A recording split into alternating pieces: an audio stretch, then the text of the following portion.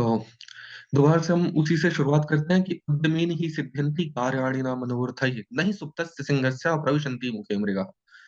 आपको उद्यम करना होता है, बिना उद्यम किए तो आप कुछ भी प्राप्त नहीं कर सकते। शेर के मुख में हिरन स्वयं ही नहीं पहुँच जाता। तो आप लोग सब सुबह उठ रहे हैं 4 बजे, इसके लिए आप सबको साधुवाद। आप लोग का एग्ज़ाम क्लियर हो, मेरी ये शुभकामना है। विद्यानंद को थोड़ा बाद में, क्योंकि उन्हें बाद में एग्ज़ाम देना है। कुमुदा और छाया, इस बार आप लोग का प्रीलिम्स क्लियर हो, आगे मेंस क्लियर हो, इसके लिए आप सबको हार्दिक शुभकामना। ओके, तो हम लोग कल शुरू कर दिए थे, हम लोग का इंडस वैली सिविलाइज़ेशन जो था वो कंप्लीट हो गया था। और हम लोग आगे ट्रांज़िशन कर चुके थे वैदिक सिविलाइज़ेशन को लेकर के। I can not see your screen. Okay, शायद नज़र आ रहा है आपको स्क्रीन? शायद आपको स्क्रीन शो हो रहा है?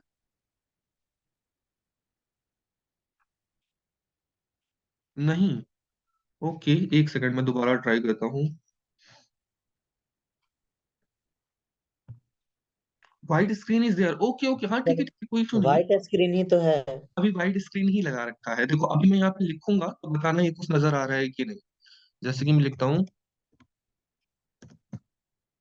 कुछ नज़र आया लिखा हुआ छोटा-सा? नज़र आया कुछ? यस, ठीक है, ठीक है, ठीक है। तो ये व्हाइट स्क्रीन ही है आज, ठीक है? और इसी से हम लोग काम चलाएँगे। ऑलराइट। एक सेकंड, इसे पिन करने का ऑप्शन आता है तो मैं कर देता हूँ, शायद फिर नज़र आए। हुँ, ऑलराइट। तो देखिए, हम लोग जो है ना, अभी बहुत ही इम्पोर्टेंट फ़ेज़ की तरफ हम लोग ट्रांज़िशन करते जा रहे हैं। जो सबसे इम्पोर्टेंट फ़ेज़ है हम लोग का, वो है बुद्धिज़्म, ठीक है? बुद्धिज़्म से हर वर्ष, प्रतिवर्ष एक प्रश्न तो पूछा ही जाता है, बुद्धिज़्म और जैनिज़्म इतना इम्पोर्टेंट है, ठीक है? तो उससे पहले, लेकिन बुद्धिज़्म राइज़ हुआ, उससे पहले क्या-क्या रूल बनते हैं, कैसे-कैसे बुद्धिज़्म का राइज़ क्यों हुआ, वो समझने के लिए हमें वैदिक सिविलाइज़ेशन को समझना आवश्यक होगा। तो कल इसके ऊपर छोटी-सी मैंने कहानी सुनाई थी, ठीक है? जिसमें कि मैंने अलग-अलग चीज़ बताया था। शॉर्ट में मैं प्रयास करूँगा कि उसे रिपीट कर दूँ और हम आगे बढ़ें। देखिए, वैदिक सभ्यता हम 2 तरीके से देखना है इसमें। एक तो वो जो हिस्टोरियंस हमें कहते हैं, जो हमें यूपीएससी एग्ज़ाम में लिखना है। और साथ ही वो पर्सपेक्टिव भी आपको जानना चाहिए जो हम लोग का अपना पर्सपेक्टिव है। ताकि ऐसा ना हो कि यूपीएससी की जर्नी में हम इतने बह जाएँ बहाव के साथ कि हम अपने आप को स्वयं को भूल जाएँ कि आखिर हमारा थॉट क्या था? क्योंकि क्या होता है ना, हम अपने थॉट को नकार देते हैं, हम उसे पीछे छोड़ देते हैं और इतने सारे नए थॉट का बॉम्बार्डमेंट होता है सिर पे कि हम अपने थॉट को एकदम ही गैप कर देते हैं और सोचते हैं हमारा तो कुछ था ही नहीं। जो ये कह रहे हैं वो बिल्कुल सही कह रहे हैं। किंतु इसमें सच्चाई कितनी है, वो आप खुद समझ सकते हैं कि वो लोग तो शास्त्र पढ़े नहीं होते। उन लोग को तो किसी वेदादि शास्त्रों का, किसी पुराणों का, आगमों, निगमों का कोई अध्ययन नहीं होता। तो आखिर वो उस पे अपनी जजमेंट कैसे दे सकते हैं? तो इसलिए बेसिक में जहाँ-जहाँ पे डिफर करेगा, वहाँ-वहाँ पे मैं प्रयास करूँगा कि आपको शॉर्ट में एक्सप्लेन कर दूँ, जो अपना पर्सपेक्टिव है, ताकि आप स्व को कभी ना भूलें। आपको स्व का पता होना चाहिए कि आप स्वयं क्या हो? ऑलराइट। तो देखिए, हम लोग का पर्सपेक्टिव ये था कि वेद अपौरुषेय है, जिसे कि किसी पुरुष ने नहीं बनाया। पुरुष का मतलब यहाँ पे स्त्री-पुरुष दोनों आता है, ठीक है? पुरुष ऐसा नहीं है कि सिर्फ पुल्लिंग है, वो कुछ भी हो सकता है, पुरुष कोई भी हो सकता है। जैसे आत्मा कोई भी हो सकती है, पुरुष कोई भी हो सकता है। तो ये अपौरुषेय है, इसे किसी ने बनाया नहीं, ये सदा से था, सदा है और सदा रहेगी। वेद कभी समाप्त नहीं किया जा सकता। हिस्टोरियंस का कहना है कि वैदिक सभ्यता जो है, ये आया है बाहर से, आर्यन्स लोग लेकर के आए हैं और उसे यहाँ पे इंडिया में बढ़ाया है। अब इसमें भी अलग-अलग थ्योरीज़ हैं। जैसे कि अगर हम थ्योरीज़ की बात करें, तो कुछ लोग कहते हैं कि हम लोग आए हैं सेंट्रल एशिया से, क्योंकि पर्शिया वगैरह से आए हैं। यहाँ पे हमें टर्की में भी एक शिलालेख देखने को मिलता है, जिसमें कि हमें इंद्रदेव का, वरुण का और मित्र का, इन सब का वर्णन मिलता है। और वो है जो सबसे पुराना इंस्क्रिप्शन है, जो मतलब ये कह सकते हैं आप कि 2500 साल बीसी में, इतना पुराना है वो। 2000 बीसी में, उस टाइम का हमें वैदिक शिलालेख प्राप्त होता है तुर्की से प्राप्त होता है, तुर्कीये से। हाँ, तो अब लोग का ये कहना है कि हम लोग टर्की से फिर पर्शिया होते हुए इंडिया की तरफ आए। एक पॉइंट ऑफ व्यू ये है। दूसरा पॉइंट ऑफ व्यू ये है, जो हम लोग इंडिया से बाहर की तरफ निकले हैं और अपने सिविलाइजेशन का प्रचार-प्रसार किया है। और तीसरा एक और है, जो कि बाल गंगाधर तिलक ने, हाँ, बाल गंगाधर तिलक ने दिया था, कि हम लोग ना नॉर्थ पोल से आए हुए हैं। अब नॉर्थ पोल का उन्होंने क्या तर्क दिया, मैंने उनकी किताब तो पर्सनली पढ़ी नहीं है, आर्कटिक से आए हुए हम लोग का कि मैंने अभी तक पढ़ा नहीं उन्होंने लॉजिक या रीज़न क्या दिया है। बट हाँ, उनके लॉजिक को सारे हिस्टोरियंस ने नकार दिया, काट दिया, कहा ये तो एकदम ही बकवास है। ठीक है? हालाँकि बाल गंगाधर तिलक का अपना कॉन्ट्रिब्यूशन जो स्वतंत्रता संग्राम में रहा है, वो अविश्वसनीय है। उनके ऊपर जितना हम तारीफ़ करें उतनी कम है। उन्होंने पूरा रिवॉल्यूशनाइज़ कर दिया सब चीज़ को और काफ़ी फास्ट ट्रैक किया अपनी स्वतंत्रता की लड़ाई को। किंतु इस मामले में कोई हिस्टोरियंस उन्हें मानते नहीं है। अच्छा, हम लोग का पर्सपेक्टिव क्या है? हम लोग का पर्सपेक्टिव ये है कि हम सदा से भारतवर्ष में बसने वाले हैं, ठीक है?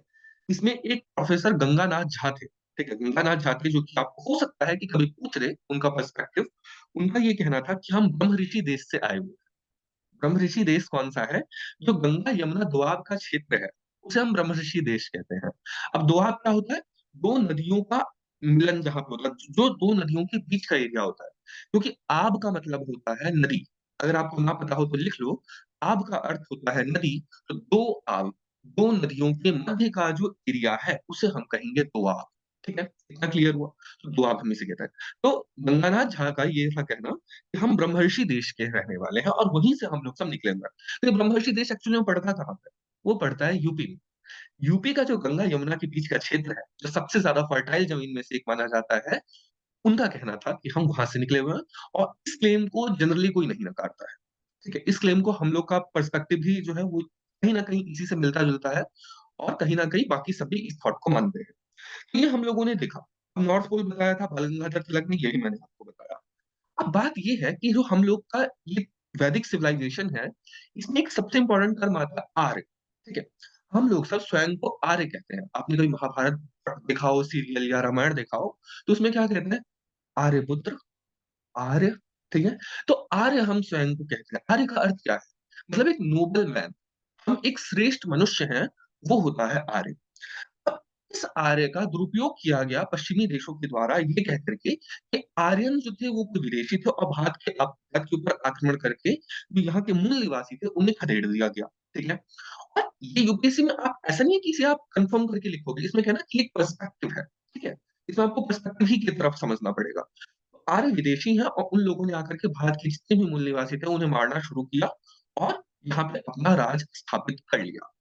अब देखिए इस राज्य स्थापित करने में जो सबसे पहले ये लोग कहते हैं कैसे आरंभ हुआ, वो हुआ 10 राजन युद्ध से। मैंने आपको 10 राजन युद्ध बताना शुरू किया था, उसका छोटा-सा ग्लिम्प्स दिया था शायद फर्स्ट क्लास में। क्या था? देखिए, इसमें 2 पर्सपेक्टिव मैं आपको बताऊँगा। सबसे पहले जो यूपीएससी में आपसे कहता है लिखने के लिए, जो वहाँ पे है एक्चुअल में, वो ये कहता है कि एक राजा था उसका नाम था सुदास, सुदास, सुदास नाम का राजा था। वो अपना शासन किया करता था कहाँ पर? उनका शासन होता था अपने अफ़गानिस्तान, पाकिस्तान के क्षेत्र में, ठीक है? यहाँ पे अफ़गानिस्तान, पाकिस्तान के क्षेत्र में उनका शासन हुआ करता था। तो वो आर्य धर्म का प्रचार-प्रसार कर रहे थे। उस टाइम पे उन्होंने क्या किया कि युद्ध किया इंडिया के 10 अलग-अलग छोटे-छोटे राजाओं के साथ, जो ट्राइबल चीफ हैं उनके साथ और फिर उस 10 राजन युद्ध में जो 10 राजाओं का युद्ध था, उस युद्ध में सुदास विजयी होते हैं और जितने भी आपके ये इंडिया के वो थे जो अपने वनवासी थे, ट्राइब्स थे, जिन्हें हम ट्राइबल्स कहते हैं, उन सबको बना दिया दास, उन सबको बना लिया अपना स्लेव और वहाँ से हो गया आर्यनाइज़ेशन की शुरुआत, जिससे कि भारत में वो आगे की तरफ बढ़ते आए। उन लोगों ने सारा ये जो युद्ध हुआ है ना, ये युद्ध मानते हैं कि रामायण वगैरह सबसे पहले हुआ है। ठीक है? यूपीएससी में भी आपको लिखना होता है कि जो सबसे पहला युद्ध का उल्लेख हमें भारतवर्ष में मिलता है, वो है दसराजन युद्ध। इसके ऊपर इतनी चर्चा नहीं होती, ठीक है? चर्चा होती है रामायण के ऊपर, महाभारत के ऊपर, किंतु रामायण से पूर्व का भी यदि कोई युद्ध हुआ है, तो दसराजन युद्ध हुआ है, जहाँ से कि आर्यनाइज़ेशन का आरंभ हुआ है अपने देश में। तो यहाँ पे क्या हुआ जो 10 राजा हार गए, उन्हें अपना स्लेव बना लिया और वहाँ से आर्यनाइज़ेशन की शुरुआत हो गई और फिर वैदिक धर्म का प्रचार-प्रसार होने लगा। तो ये है यूपीएससी का पर्सपेक्टिव, यहाँ पे ये आपको ये लिखना है कि कैसे हम लोगों ने जो थर्ड क्लास सिटिज़न्स आज जिसे हम लोग कहते हैं, so called third class citizen, उन्हें हम बनाने में कैसे हम लोगों ने वो भूमिका निभाई। अब इसमें अपना पर्सपेक्टिव क्या कहता है, वो भी थोड़ा-सा जान लेते हैं। असल में 10 राजन युद्ध में जो सुदास है, सुदास की लड़ाई सच में उन ट्राइबल्स के साथ हुई थी, ट्राइबल चीफ्स के साथ हुई थी। ये बात बिल्कुल सत्य है, किंतु ये अर्ध सत्य है। पूरा पूर्ण सत्य क्या है? असल में जो सुदास थे, उनके भाई लोग थे, ठीक है? उनके पिता ने क्या किया, अपने छोटे बेटे को जो सुदास थे, उन्हें शासन दे दिया वो क्षेत्र क्योंकि सबसे ज़्यादा फर्टाइल था, क्योंकि सरस्वती नदी वहाँ पे बहा करती थी, तो वो सबसे फर्टाइल लैंड जो है दे दिया अपने छोटे बेटे को सुदास, क्योंकि वो सबसे ज़्यादा कैपेबल थे। अब जनरली अपने शास्त्र में ये है कि सबसे बड़े बेटे को ही दिया जाता है, किंतु यहाँ पे उन्होंने अपने छोटे बेटे को दे दिया। अब हुआ क्या कि इनके जो भाई लोग थे, वो इनसे चिढ़ रखने लग गए। और ऐसा नहीं कि शासन इनको मिला था, शासन इनके पिता को ही मिला था। तो ये कई जनरेशन 2-3 जनरेशन पहले की लड़ाई थी। दूसरा इसमें क्या होता है कि इनके दरबार में ऋषि विश्वामित्र भी थे, ऋषि वशिष्ठ भी थे, ठीक? लेकिन कुछ कारणवश इन्होंने ऋषि विश्वामित्र को अपने राज्य से निकाल दिया। अब ऋषि विश्वामित्र को इस बात का खुंदस कि मुझे इसने निकाल दिया, मेरा अपमान हुआ है ये। तो ये चले गए, ऋषि विश्वामित्र चले गए इनके भाइयों के पास, जो इनके भाई शासन कर रहे थे। अब इनके भाई के मन में पहले से ही खटास थी अपने भाई को लेकर के, कि मुझे तो इसे हराना है। तो देखा जाए तो उन्होंने विश्वामित्र ने इनके भाइयों के साथ मिल करके एक षड्यंत्र किया और कहा हम इसको सुदास को गद्दी से रिप्लेस कर देंगे और हम यहाँ पे अपना प्रभुत्व स्थापित कर लेंगे। तो उसके लिए वो अपना कार्य करने में लग गए और फाइनली कहते हैं यस वी आर हियर, अगर तुम मेरे प्लान के अकॉर्डिंग चलोगे तो तुम कभी नहीं हारोगे। इनके सारे भाइयों को इकट्ठा करते हैं और उनके भाई जो है उनके साथ जुड़ जाते हैं लोकल जो अपने राजा थे जिसे हम कहते हैं वनवासी राजा। अच्छा, अब आप कहोगे वनवासी राजा का तो मतलब समझ आता है कि वो लोग तो द्रविडियन थे, जिसे हम लोगों ने मार के भगाया। देखिए, अपने इधर ना हमेशा से कंसेप्ट रहा है कि जो भी वन में निवास करने वाले लोग हैं, उनको स्वतंत्रता दी जाएगी कि अपने आप को स्वयं को रेगुलेट कर सकें। आज की तरह हम उनके ऊपर कोई रूल नहीं थोपते। जैसे आज मॉडर्न इंडिया में होता है कॉन्स्टिट्यूशन के अकॉर्डिंग, हम अपने रूल्स उनके ऊपर थोपते हैं। हालाँकि कुछ उनके लिए छूट भी है, ठीक है? वो हम पढ़ेंगे जब पॉलिटिकल सेक्शन पढ़ रहे होंगे। बट मोर और लेस उनके ऊपर हमारे रूल्स लागू होते हैं, लेकिन उस टाइम पे ऐसा नहीं था। उस टाइम पे उनको अपनी स्वतंत्रता थी, उनके अपने राजा हुआ करते थे। और ये हमें एक एग्ज़ाम्पल बहुत अच्छा देखने को मिलता है जब हम देखते हैं कि निषाद राज गुह के बारे में। जब राम थे, राम भगवान वो क्या करते हैं कि जो निषाद होते हैं, निषाद क्या मछुआरे की कम्युनिटी, उसको कहते हैं निषाद राज, है ना? उनकी भी अपनी चलती थी, वो जो सिविलाइज़ेशन है। तो वो अपना शासन खुद के ऊपर किया करते थे। ऐसे ही डोम राजा आपने सुना होगा राजा हरिश्चंद्र को जिसने खरीदा था, वो डोम जिसे आज हम लोग सो कॉल्ड दलित कहते हैं, जो सबसे ज़्यादा महादलित की कैटेगरी में आता है, तो उनका भी अपना राजा हुआ करता था। तो हम लोगों ने सबको अपने ऊपर शासन करने की स्वतंत्रता दे रखी थी। तो ठीक इसी प्रकार उन चीफ्स ने जो ट्राइबल चीफ्स हैं, उन लोगों ने साथ दिया इनके विरुद्ध, सुदास के विरुद्ध उनके भाइयों का। इस युद्ध में क्या होता है, ऋषि विश्वामित्र हार जाते हैं क्योंकि वशिष्ठ जी ज़्यादा इनसे कैपेबल थे, ज़्यादा उनके पास सारे हथियार वगैरह थे। सुदास मॉडर्न हथियार के साथ आते हैं और इन्हें हरा देते हैं। अब आप बताओ, इसमें आपको कहीं भी आर्यन वर्सेस द्रविडियन मिल रहा है या फिर आर्यन वर्सेस आर्यन मिल रहा है? एक्चुअल में ये आर्य वर्सेस आर्य की लड़ाई है। जैसे महाभारत आर्य वर्सेस आर्य की लड़ाई थी, जैसे आपका रामायण आर्य वर्सेस आर्य की लड़ाई थी, क्षत्रिय वर्सेस ब्राह्मण की लड़ाई थी। अगर रावण को आप ब्राह्मण मानते हो तो, राक्षस तो था ही वैसे वो, ठीक है? बट ये आर्य वर्सेस आर्य की लड़ाई थी, ये अपना पर्सपेक्टिव था। इसको मैंने एम्फसाइज़ इसलिए किया क्योंकि मेंस में हो सकता है इसके ऊपर क्वेश्चन पूछे और ये इम्पोर्टेंट है, प्रीलिम्स से भी पूछा जा सकता है। ऑलराइट, तो ये हम लोगों को इतना क्लियर हुआ सबको? इसमें किसी को कुछ पूछना है तो बताओ एक बार? किसी को कुछ पूछना है?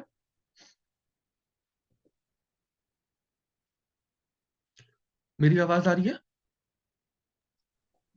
यस सर, आवाज आ रही, कुछ पूछना नहीं। ठीक, ठीक है। कुमुदा, जगी हुई हो? कहानी सुन रही हो? Yes, alright. देखो, हम लोगों ने देखा कि आर्य का अर्थ क्या होता है? आर्य का अर्थ होता है नोबल, वर्चुअस, ठीक है? ये सब हम कहते हैं। अब क्या है, हम अपने आते हैं वेदों के ऊपर। वेद जो है, उसके 4 पार्ट माने गए।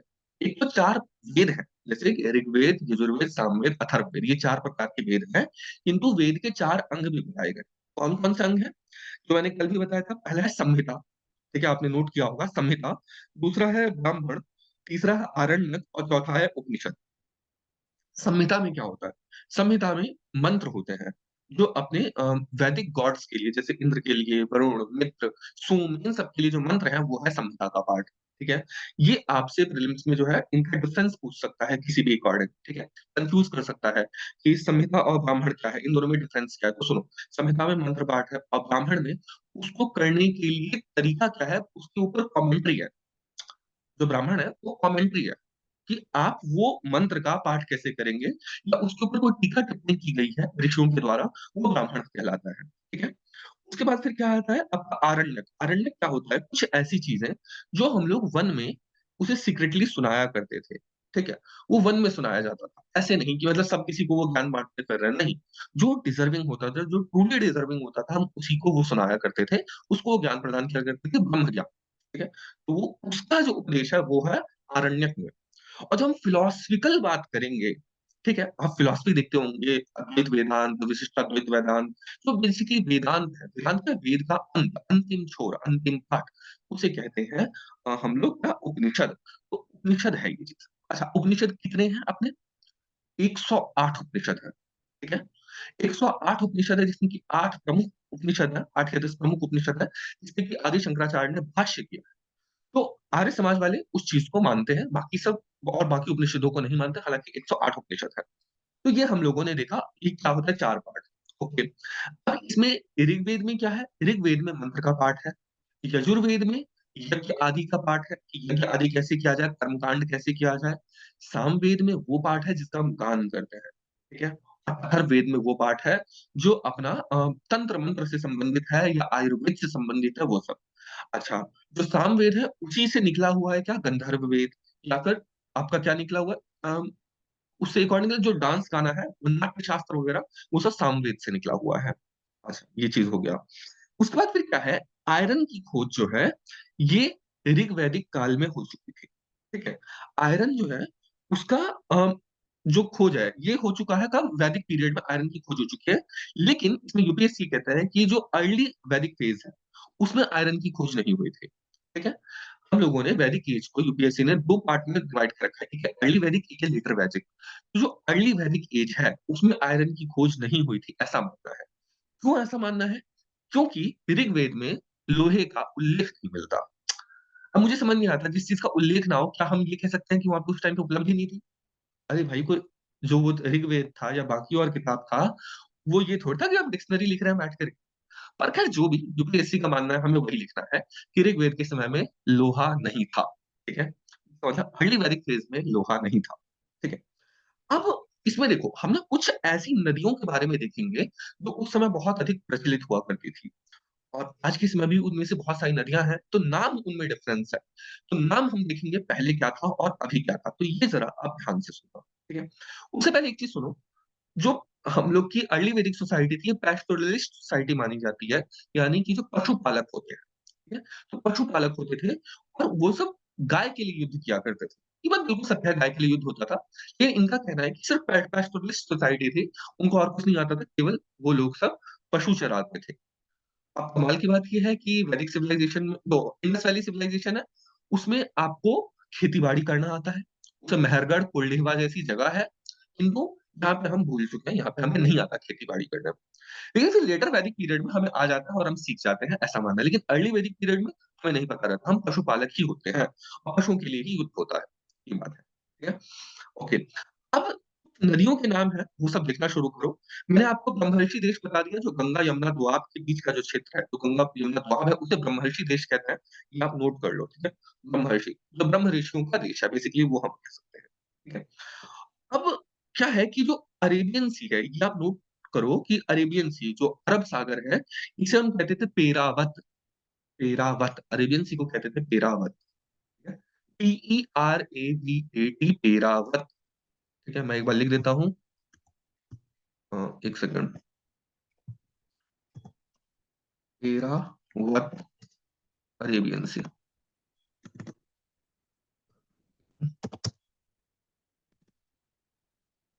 हाँ, तो ये पेरावत हम कहते थे अरेबियन सी को। ठीक है? दिख रहा है स्क्रीन पे? छोटा तो नहीं है? ये सर दिख रहा ठीक है, ठीक है, ऑलराइट। अब इसके बाद क्या है, इसके अलावा क्या है? आप कुछ एक टेबल बनाओ। ठीक है? जिसपे कि लेफ्ट साइड लिखो एंशियंट नेम और राइट साइड पे लिखो मॉडर्न नेम। ठीक है? और ऊपर में हेडिंग डाल दो rivers of Rigvedic age. Rivers of Rigvedic age, ऊपर हेडिंग डालो रिवर्स ऑफ ऋग्वेदिक एज। देखो, रिवर्स ऑफ ऋग्वेदिक एज।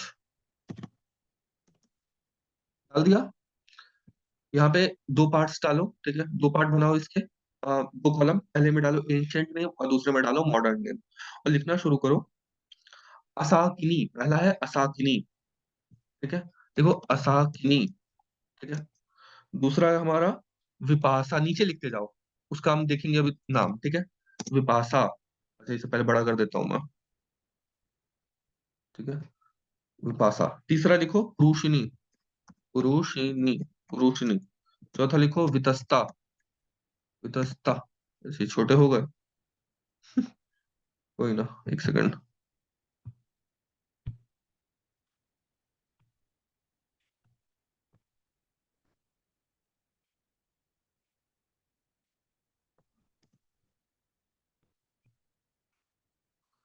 ये आपने लिख लिया, नोट कर लिया ना? पुरुषिनी वितस्ता। देखो, सबसे पहले आपको लिखना है अथासिनी, असाकिनी, और ASA, असाकिनी, ठीक है, असाकिनी।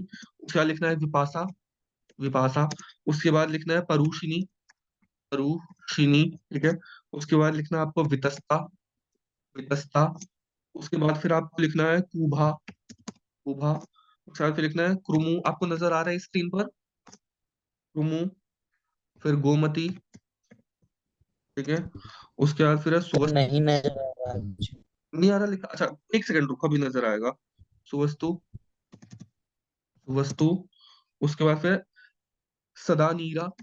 लिखते जाओ, अगर सुनाई दे रहा है ना तो लिखते जाओ, बाकी स्क्रीन पर नजर आ जाएगा, एक सेकंड पर रुको। फिर शुतुद्री, शुतुद्री, शुतुद्री। और लास्ट में दृष्टवती, दृषदवती, ठीक है। मेरे ख्याल से अब नजर आएगा, अब नजर आ रहा है स्क्रीन पर। ये सर थोड़ा सा और जूम कीजिए, थोड़ा सा। करता हूँ। ये सर बिल्कुल सही है। ठीक है,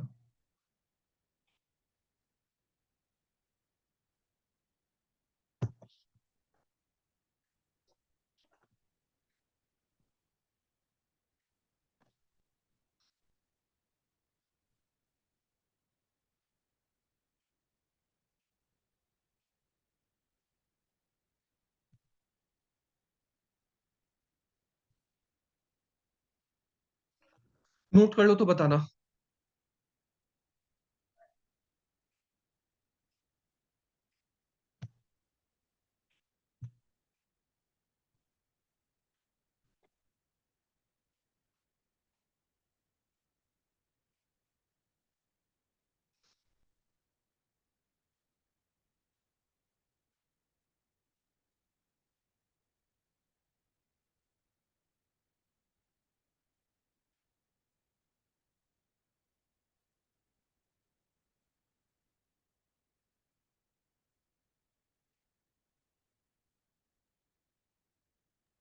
हो गया सर। हो गया, ठीक है। कुमला छाया हो गया,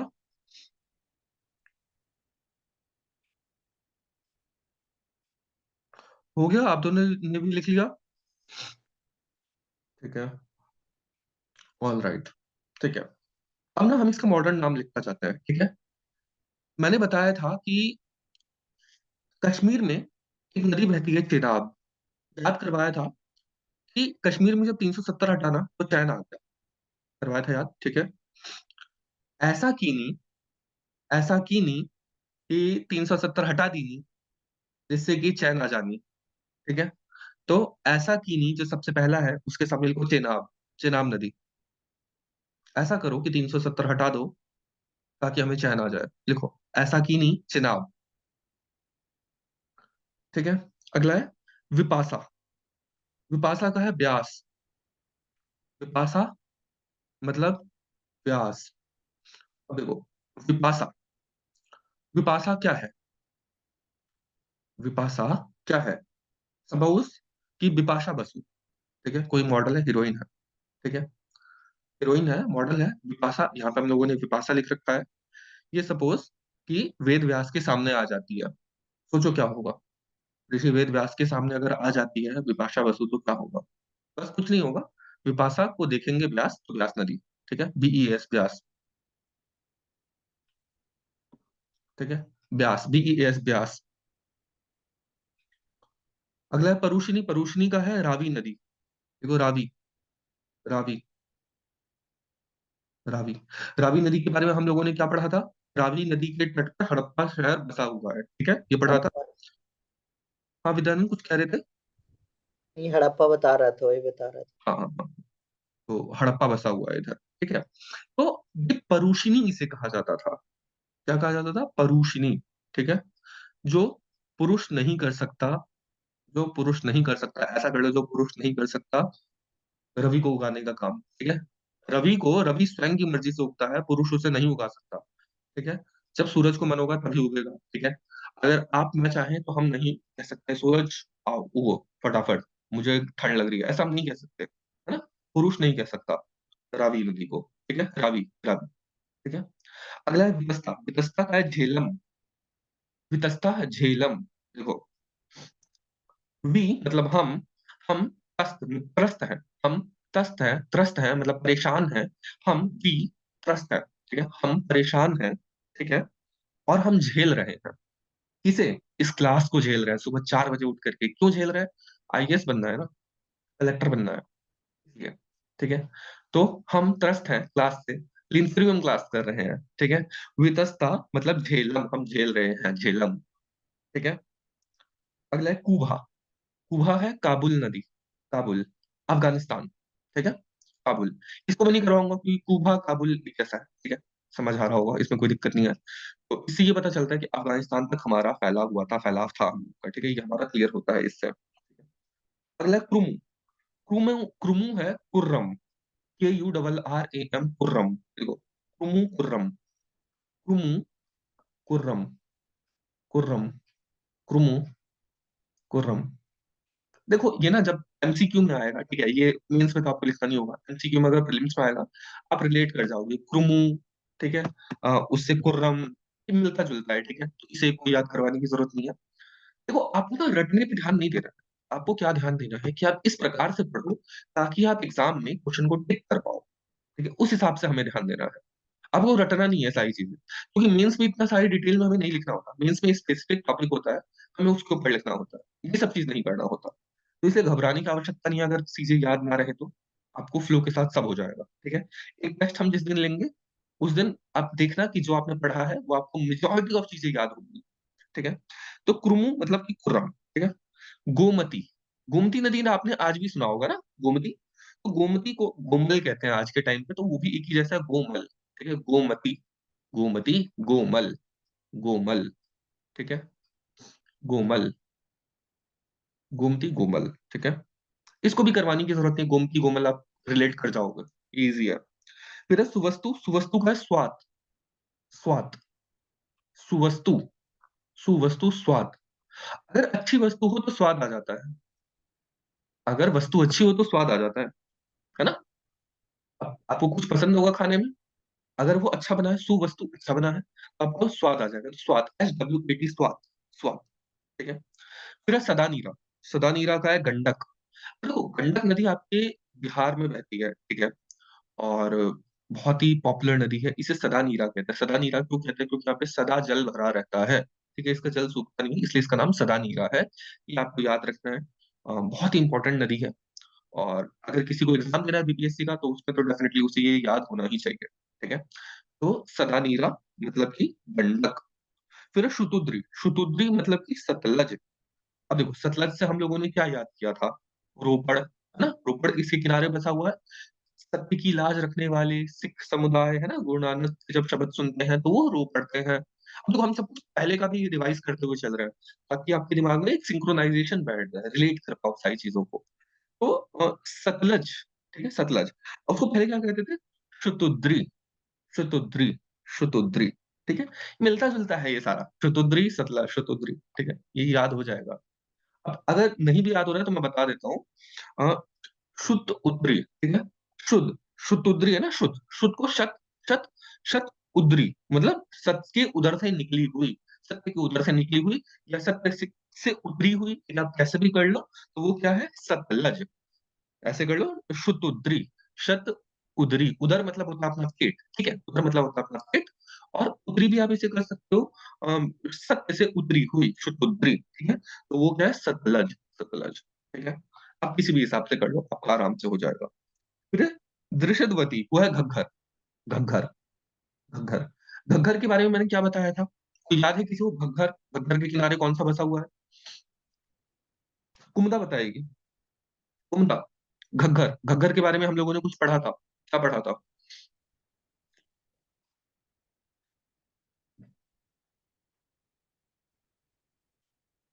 कुमुदा, घग्गर के बारे में हमने क्या पढ़ा था?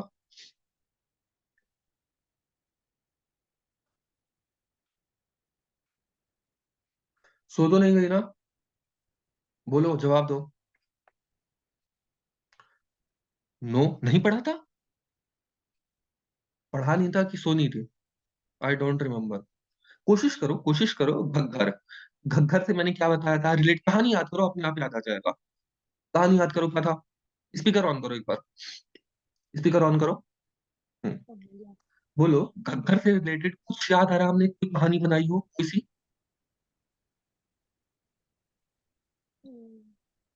नहीं याद आ रहा? नो। घाघरा याद आ रहा है? घाघरा याद आया? हम्म। I remember. I don't remember exactly. एक सेकंड, आवाज क्लियर नहीं हो रही, बोलो तो। I don't remember exactly. Exactly remember करने के लिए मैं कह भी नहीं रहा हूँ। एग्जैक्टली तो किसी को रिमेम्बर नहीं होता। कहानी याद है? जो घग्गर से रिलेटेड, मैंने क्या घग्गर से मैंने किसको रिलेट किया था? घाघरा को किया था, ये याद है? हाँ। हाँ? घाघरा, The, मैंने कहा था कि घाघरा मिलता होगा, है ना? कोई लड़की से संबंधित, तो फिर मैंने कहा था शायद लिपस्टिक भी वहीं पे यूज करती होगी। अब ये कहानी याद आ रहा है, ये रिलेट हो रहा है लड़कियों से yes, संबंधित, yes, yes. है ना? फिर मैंने क्या कहा था वहां पे लड़कियों से संबंधित? काली चूड़ियां, है? लड़कियों से संबंधित Yeah, काली चूड़ियां थी, ये बताया था। काली बैंगल्स, बैंगल्स, yes, yes. तो काली बंगन, काली बंगन, ठीक है? काली बंगन जो है वो बसा हुआ, मैं सही कह रहा हूँ विद्यानंद छाया? मैं सही कह रहा हूँ? काली बंगन भी है Ghaghara, Ghaggar? Yes yes yes सही। ठीक। कालीबंगन। हाँ। देखो, हमें ना एग्जैक्टली नहीं पहुंचना होता। अगर हमें कहानी भी रिलेट है, कहानी भी अगर हमें बेसिक बेसिक याद है, तो हम उसे रिलेट करके ना अपने जगह पे पहुंच सकते हैं, ठीक है? तो focus on remembering the story, ठीक है? अगर आपको कहानी याद हो रही है कि मैंने आपको घग्गर बोला था, घग्गर से घाघरा रिलेट किया था, घाघरा से कहा था लिपस्टिक लड़कियों का है, कुछ लड़कियों का है काली चूड़ियां, कुछ मतलब लड़कियों से रिलेटेड आ रहा है, ठीक है? समझ जाओ कि आपने कहानी पढ़ा है, आप उसे रिलेट करने का प्रयास करो, कहानी याद करने की कोशिश करो। Don't follow the cramming up technique, ठीक है? वो बहुत ही वाहियात टेक्निक होती है, उससे आपको बहुत टाइम वेस्ट होता है। और इस क्लास में अगर आप ये खाली कहानी रिमेम्बर करने का प्रयास करोगे ना, तो आपको पूरा सिलेबस याद हो जाएगा, ठीक है? कंसेप्चुअल क्लैरिटी तो होगी, कंसेप्चुअल क्लैरिटी तो आपको कहीं से भी हो जाती है, किसी भी कोचिंग में मिल जाती है, यहाँ पे आपको याद भी होता है, दोनों चीज टू इन वन होता है यहाँ पे, है ना? तो इसलिए आप कहानी याद करने की कोशिश करो, ठीक है? और अगर कहानी याद नहीं होती ना, इट मीन्स कि मेरे पास स्टोरी टेलिंग स्किल्स की कमी है, जो कि मुझे नहीं सोचने का मन होगा कि मैं अच्छा कहानी नहीं सुनाता। I think I am a good story teller, क्या कहते हो? Am I good at story telling? Chhaya, जबरदस्ती तारीफ सुनना है। छाया,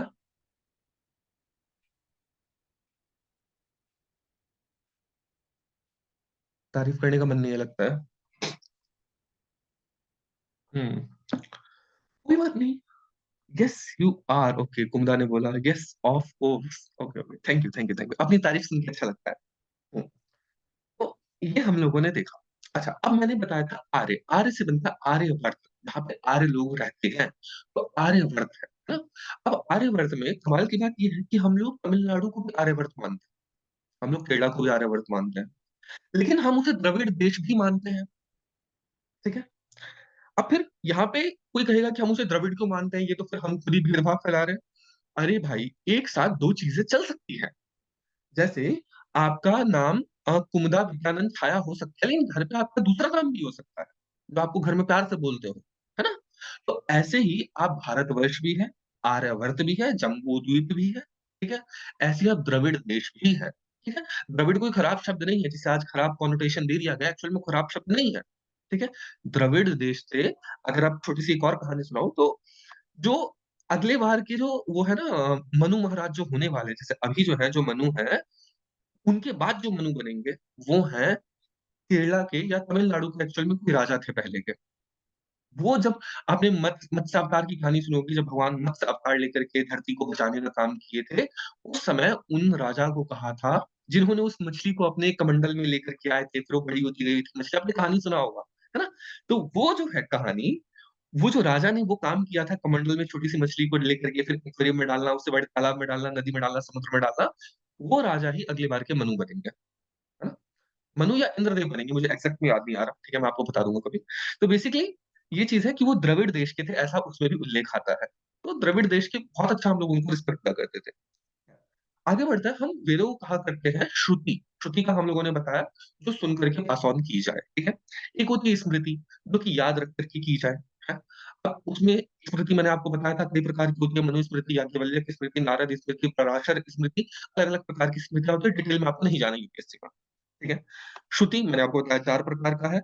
अब जो स्टार्टिंग के 3 है, ऋग्वेद, सामवेद, यजुर्वेद, इनको कहा जाता है त्रयी। क्या कहा जाता है? त्रयी, TRYAI, त्रयी, TRAYI कुछ लिखो, त्रयी, त्रयी, 3 वेद, 3 वेद, इनका बहुत ज्यादा महत्व है अपने शास्त्रों में, ठीक है। तो त्रयी, इसे त्रयी कहते हैं, ठीक है। अब ऋग्वेद में टोटल 10 मंडल है, ये लिख लो, ऋग्वेद ब्रैकेट में लिख लो 10 मंडल, ठीक है। 10 मंडल, जिसमें कि इनके अकॉर्डिंग, यूपीएससी वालों के अकॉर्डिंग, जो 2 से लेकर के 7 मंडल है, यानी कि मंडल 2, मंडल 3, मंडल 4, मंडल 5, मंडल 6, मंडल 7, 2 से लेकर 7 मंडल जो है वो पहले के लिखे हुए हैं, यानी कि अर्ली वैदिक फेज के हैं। लेकिन जो 1 है, मंडल 1, मंडल 8, मंडल 9, मंडल 10, ये जो 4 है ये लिखे गए हैं लेटर वैदिक एज में, ठीक है। इसको बाद में जोड़ा गया है। और इनफैक्ट ये मानना है कि कुछ इसमें तो कुछ पोर्शन जो है अथर्ववेद के बाद लिखा गया है, ऐसा मानना है, और जो यूपीएससी में सिलेबस है उसके अकॉर्डिंग। तो क्या कहेंगे, ऋग्वेद का मंडल 2 to 7, 2, 3, 4, 5, 6, 7 लिख लो, ये इंपॉर्टेंट है। मंडल 2 to 7 ये आपका अर्ली वैदिक फेज में है, इसमें कि 1028, 1028 आपके क्या है, सूक्त है। 1028, 1028 आपके सूक्त हैं टोटल, ठीक है। सूक्त। अब एक सूक्त में बहुत सारे हम लोग के वर्ष होते हैं। वर्ष मतलब कि श्लोक बेसिकली आप कह लो, ठीक है, पंक्तियां कह लो बेसिकली। तो वो कितने हैं? 10,552। कितना? 10,552, 10,552, 10,552, मैंने सही लिखा गया मास्टर, ठीक है, हाँ, 10,552, ठीक है। सूक्त कितने हैं? 1,028। ये 2 नंबर आप याद रखना, ठीक है, 1,028 और 10,552। अब देखो, मैंने ना इसी बीच में अ, सोच रहा था कि मुझे ये सब कहानियां तो मैं इन सब का तो बना लेता हूँ लिखने वालों का, लेकिन नंबर्स याद करने बड़े डिफिकल्ट होता है। आप मानते हो नंबर्स याद रखना बहुत डिफिकल्ट होता है? नंबर्स याद नहीं रहते? मानते हो? आप लोग को लगता है ऐसा नंबर्स याद नहीं रहते हमें?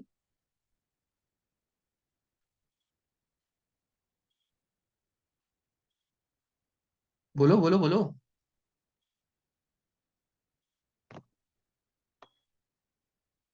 इतना सन्नाटा क्यों है भाई?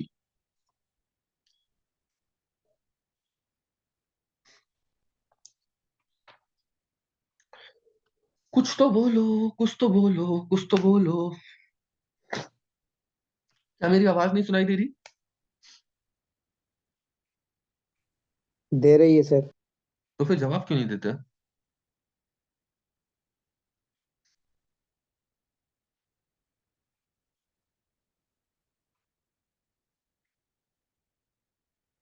हाँ, ठीक है।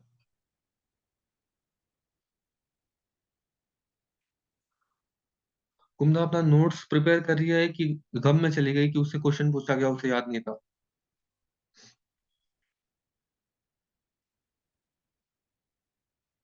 ठीक है, हमें आगे बढ़ना पड़ेगा। मान के चलते हैं कि आप जग रहे हो और कहानी सुन रहे हो, ठीक है, मान के चलते हैं हम। देखो, सबसे फेमस है आपका गायत्री मंत्र, है ना? हाँ, नई नोट्स नहीं बट रिकैप करने का ट्राई कर रही, ओके, रिकैप करने का ट्राई, रिकैप करने का प्रयास करो। और मैं ये क्वेश्चन पूछा था कि क्या नंबर याद रखने में डिफिकल्टी होती है? अब उत्तर आया नहीं, एक अकेले छाया ने बोला उत्तर दिया, तो जो मुझे कहना था वो मैं आगे नहीं कहूंगा, मैं आगे बढ़ जाऊंगा, ठीक है। तो गायत्री मंत्र है, गायत्री मंत्र जो है वो विश्वामित्र छंद में लिखा हुआ है, ठीक है। विश्वामित्र ने लिखा है बेसिकली, ऐसा मानना है इसका।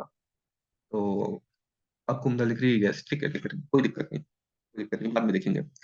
अच्छा, अम, एक चीज है कि सबसे ज्यादा मेंशन जो है ना, वो इंद्रदेव का है अपने ऋग्वेद में, या पूरे वेदों में सबसे अधिक वर्णन इंद्रदेव का है, यह आपको पूछा जा सकता है एक ट्रिविया के तौर पे, ठीक है। उसके बाद फिर पहली बार शूद्र का वर्णन जो है, शूद्र शब्द का वर्णन जो है, ये आता है ऋग्वेद में ही, ठीक है। ऋग्वेद में ही शूद्र शब्द का वर्णन आता है। और कैसे आता है, कब आता है, आपने सुना होगा पुरुष सूक्त, शायद उसका कभी आपने सुना हो कि ब्राह्मणों मुखमासीत बाहु राजन्य करता, ऐसा करके आपने सुना होगा। ब्राह्मण मुख से निकले हैं, जो क्षत्रिय हैं वो बाहु से निकले हैं, जो वैश्य हैं वो उरु से निकले हैं, जांघों से निकले हैं, और जो शूद्र हैं वो पांव से निकले हैं, ऐसा आपने सुना होगा। ये पुरुष सूक्त का है, ये बहुत ही फेमस है पुरुष सूक्त। और ये आपको बेसिक पता होना चाहिए, पुरुष सूक्त लिख लो, पुरुष सूक्त, PURUष, पुरुष सूक्त, पुरुष सूक्त। ये पुरुष बना कैसे, ठीक है, उसका सूक्त है ये, पुरुष बना कैसे, यानी कि क्लासिफिकेशन ब्राह्मण क्षत्रिय वैश्य शूद्र का कहाँ पे हमें मिलता है, पहली बात वो मिलता है हमें ऋग्वेद में, ठीक है, ऋग्वेद में हमें मिलता है। ऋग्वेद के 10वें मंडल में है, ऋग्वेद के 10वें मंडल में है।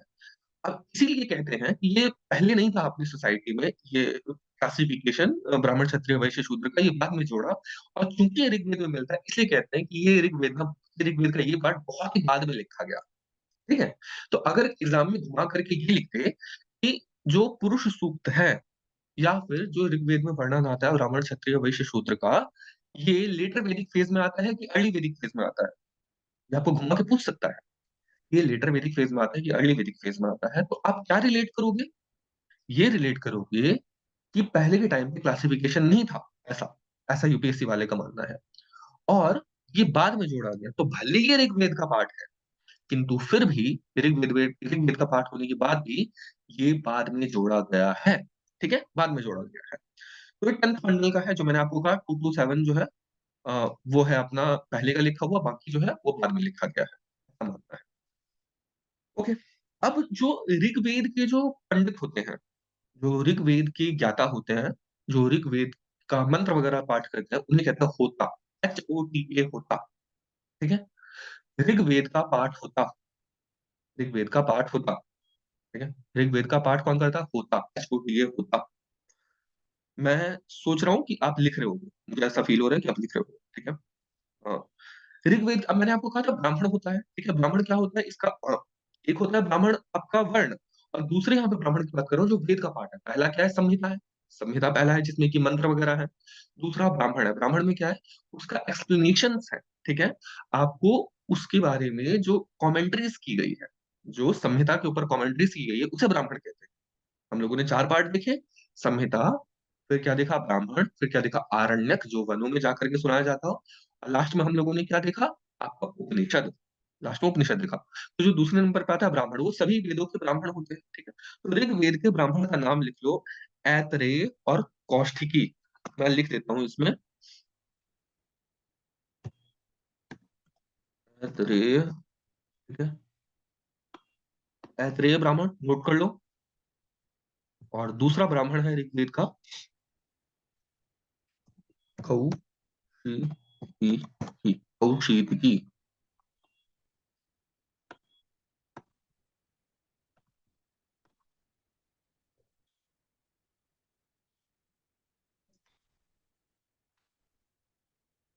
कौशिकी, ठीक है।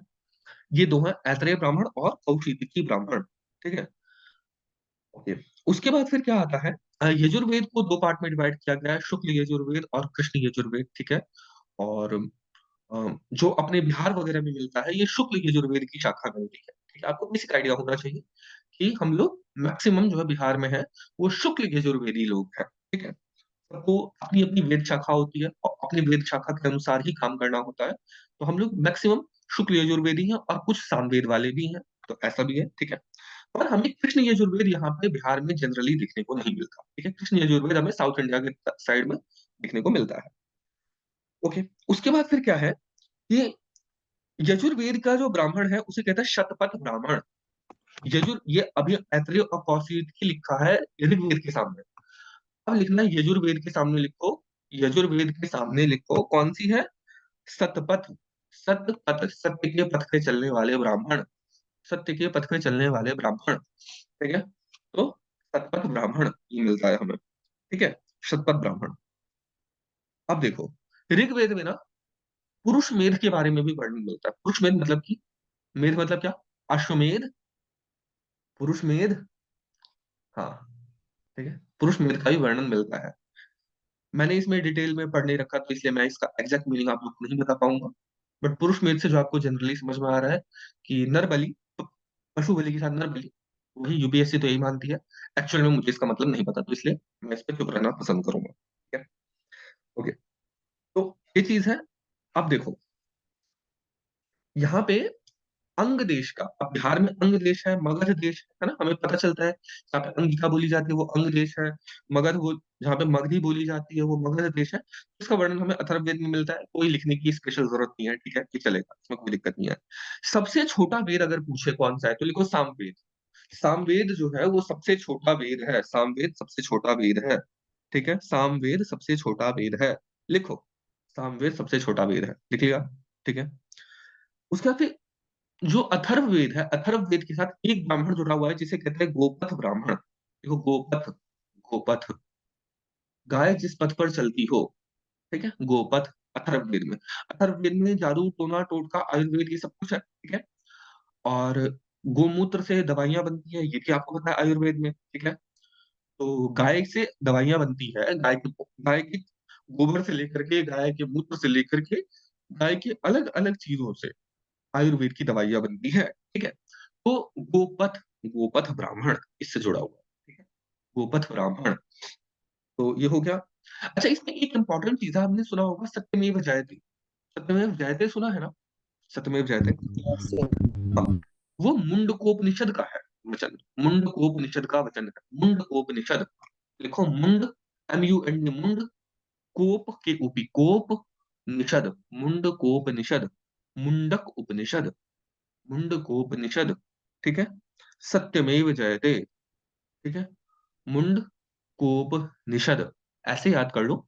मुंड मतलब हमारा मुंडी, ठीक है, हमारा सिर, ठीक है। मेरी शक्ल की ओर देखो, ठीक है, ये मेरी मुंडी है, ठीक है, मैंने टोपी लगा रखा है उसके ऊपर। मुंड कोप, मेरे मुंड को कोप आ गया, गुस्सा आ गया, ठीक है। मुंड कोप, ठीक है, मुंड कोप। आप मुझे समझा रहे हो सत्यमेव जयते, ठीक है। सत्यमेव जयते, सत्य की जीत होगी, चाहे तुम कितना गुस्सा कर लो उससे काम नहीं चलेगा।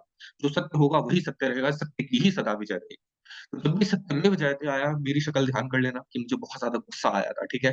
कि क्लास में लेट ज्वाइन करते हैं लोग, ठीक है, संजीव जैसे लोग क्लास में लेट ज्वाइन करते हैं। क्यों लेट ज्वाइन करते हैं पता नहीं, विदाउट एक्सप्लेनेशन, और बीच में आते हैं फिर समझ आएगा नहीं। तो ऐसे में क्या फायदा? या तो क्लास में टाइम पर अटेंड करो, अदरवाइज लीव द क्लास, ठीक है। क्योंकि आधा अधूरा ज्ञान जो है वो ज्यादा हद तक हानिकारक ही होता है। कभी भी ज्ञान पूरा मिलना चाहिए, ठीक है। दिल में मत लेना, कहानी याद करवा रहा हूं, ठीक है।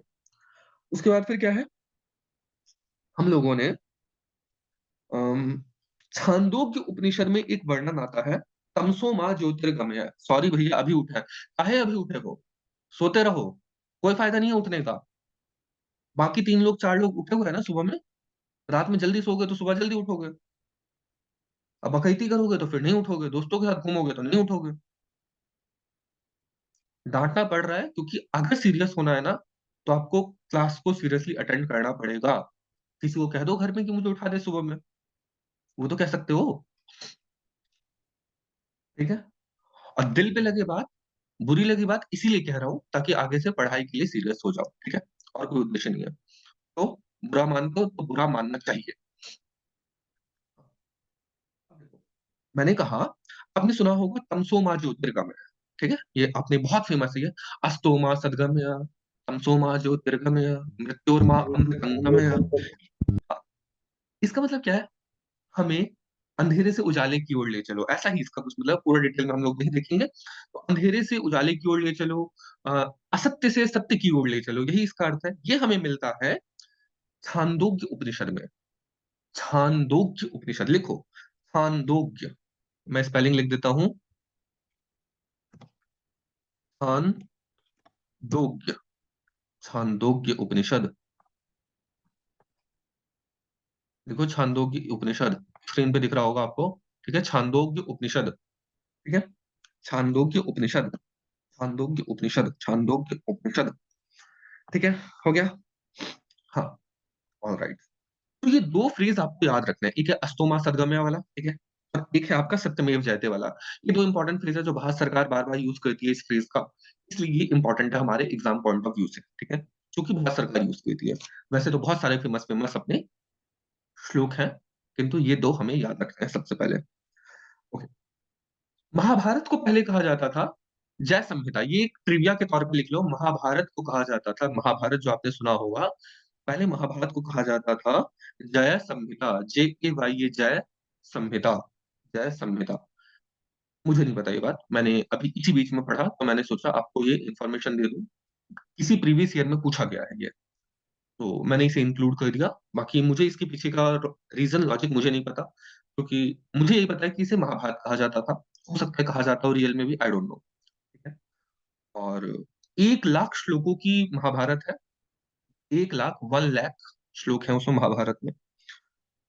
और अगर कभी पूछे मनवंतर क्या होता है, ठीक है, ये आप इतना लिखने की जरूरत नहीं है। ठीक है, आप लिखने की जरूरत नहीं, खाली कहानी सुनते जाओ, नॉर्मली याद रहेगा।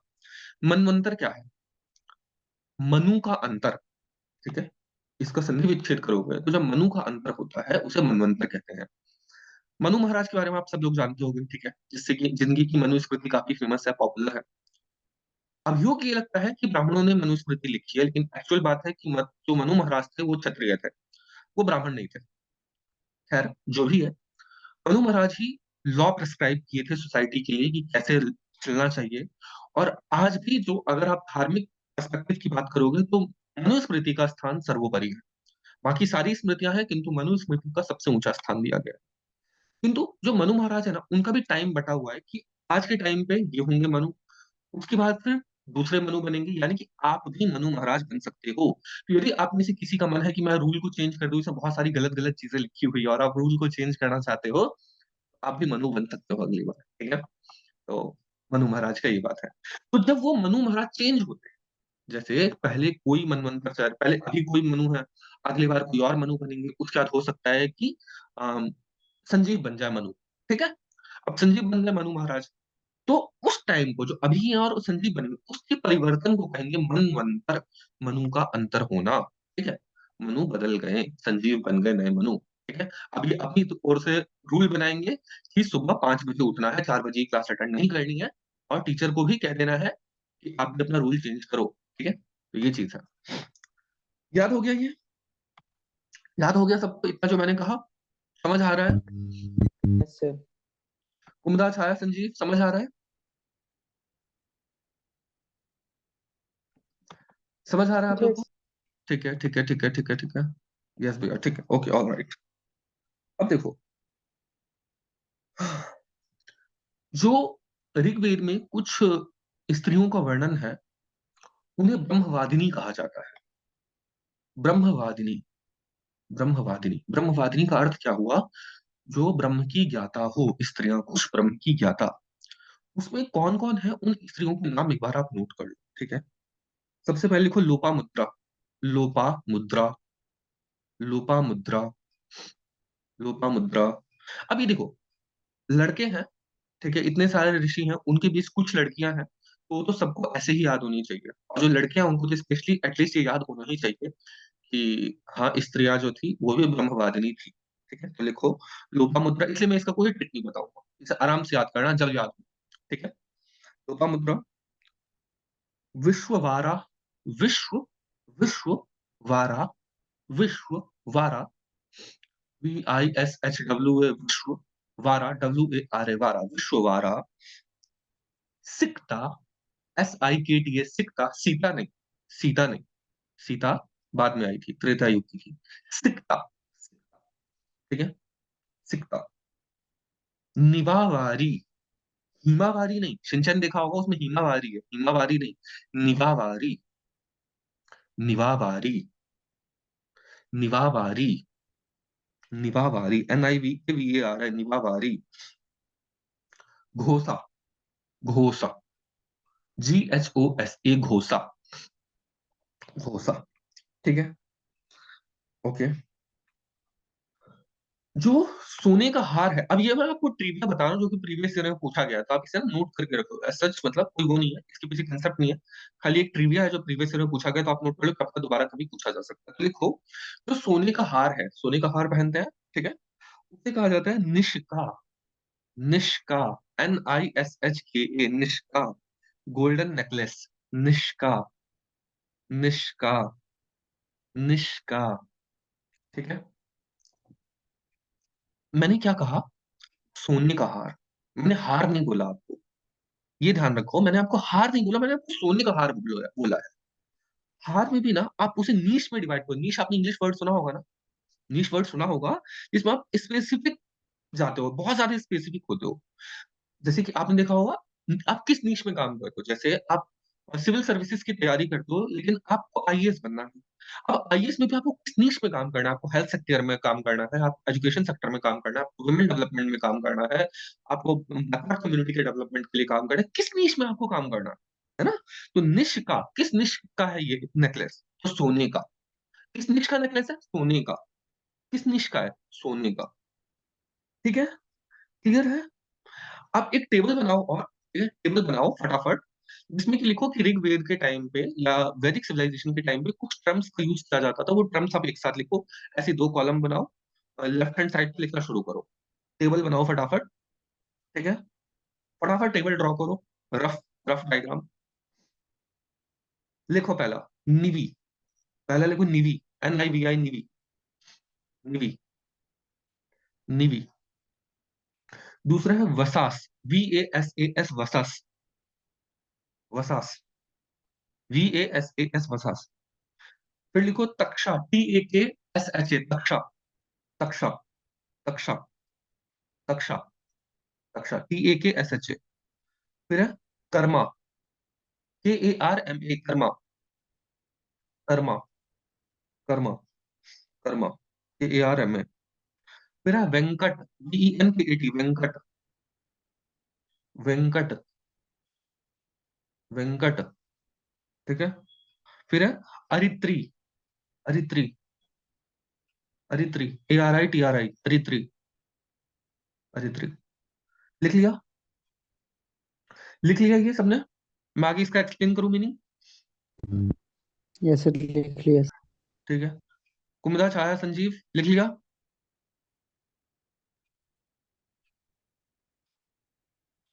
लिख लिया सबने? यस, ठीक है, Yes. ठीक है, ऑल राइट। देखो, आपने कहानी सुन रखी होगी कि राम ने अहिल्या को तारा था। कैसे तारा था? उनको पांव से टच कर दिया था उस मूर्ति को, तो अहिल्या वापस से स्त्री बन गई थी।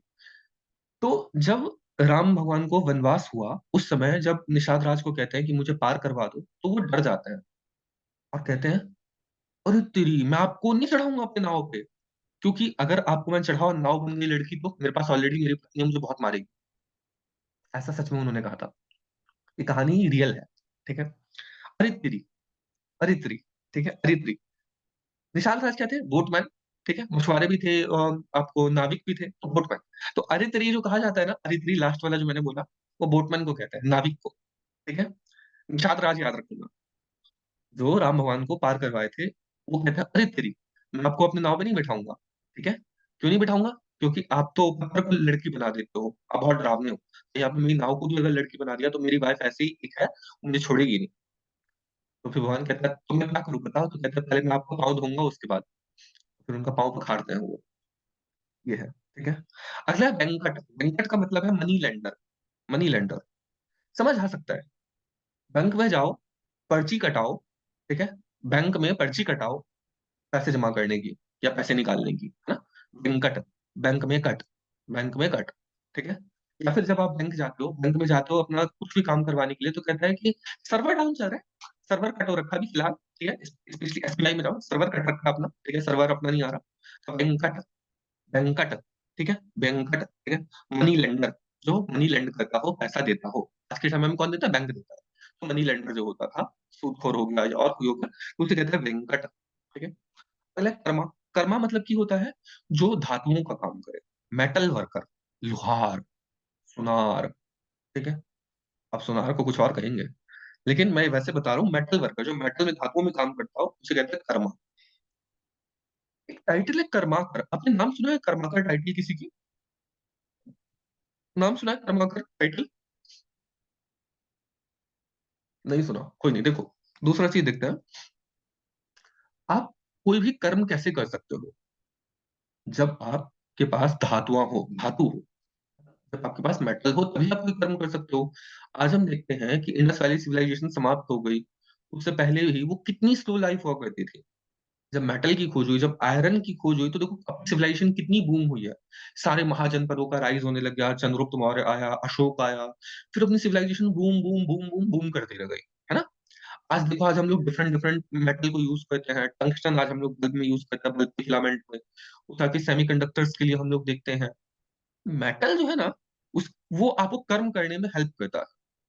कर्मा, कर्मा, ठीक है। मेटल धातु, आपको कर्म करने के लिए सबसे आवश्यक क्या? धातु, धातु, मेटल, मेटल, ठीक है, याद रखो। तक्षा, तक्षा, ठीक है। तक्षा मतलब कारपेंटर, कारपेंटर, कारपेंटर मतलब बढ़ई, बढ़ई। तक्षा कैसे करेंगे? देखो, आप अपना घर बनवा रहे हो या घर का रेनोवेशन करवा रहे हो, सोचो, घर का आप रेनोवेशन करवा रहे हो, आपको दरवाजा लगाना है, आपको दरवाजा लगाना है, आपको खिड़की का काम करना है ना। तो आपको उस काम में दक्ष कारपेंटर ही चाहिए होगा। ऐसा नहीं कि कोई आड़ा तिरछा गेट बना दो, है ना। आपको दक्ष, दक्ष मतलब कि एक्सपीरियंस्ड, एक्सपर्ट, है ना। जो मकान का काम करोगे उसमें जब आप लकड़ी का काम होगा, गेट बनाने का, खिड़की बनाने का, या आपका पलंग बनाने का, आपका बेड बनाने का, अलग अलग चीजों का, तो आप दक्ष को ही बुलाओगे। दक्ष मतलब कि एक्सपर्ट को ही बुलाओगे। तो कारपेंटर, कारपेंटर मतलब तक्षा, तक्षा, दक्ष, दक्ष, दक्ष, ठीक है, दक्ष, वो कारपेंटर।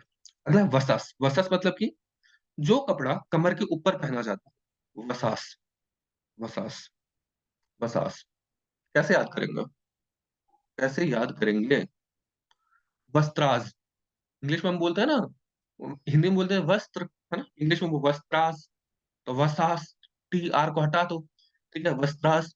लेकिन वो वस्त्र खाली ऊपर की ऊपर पहना जा रहा है, नीचे नहीं, है ना। नीचे हम उसे नहीं पहनेंगे उसे, ठीक है, हम उसे नीचे नहीं पहनेंगे, नहीं पहनेंगे, ठीक है। तो नीचे क्या पहनेंगे? नीवी, नीवी, कुछ नहीं पहनेंगे, नीवी, नीवी, नीवी, हम नहीं पहनेंगे, नीवी, हम नहीं पहनेंगे।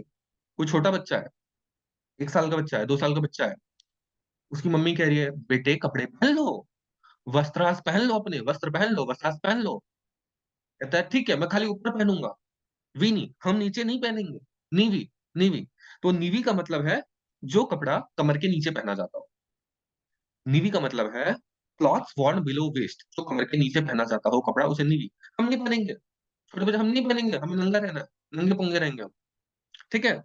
वसास, ऊपर पहना, ऊपर पहन लेंगे, नीचे नहीं पहनेंगे, नीवी, नीवी, वसास, वसास पहनेंगे, वसास। हो गया यार? Clear? Am I clear? Am I clear?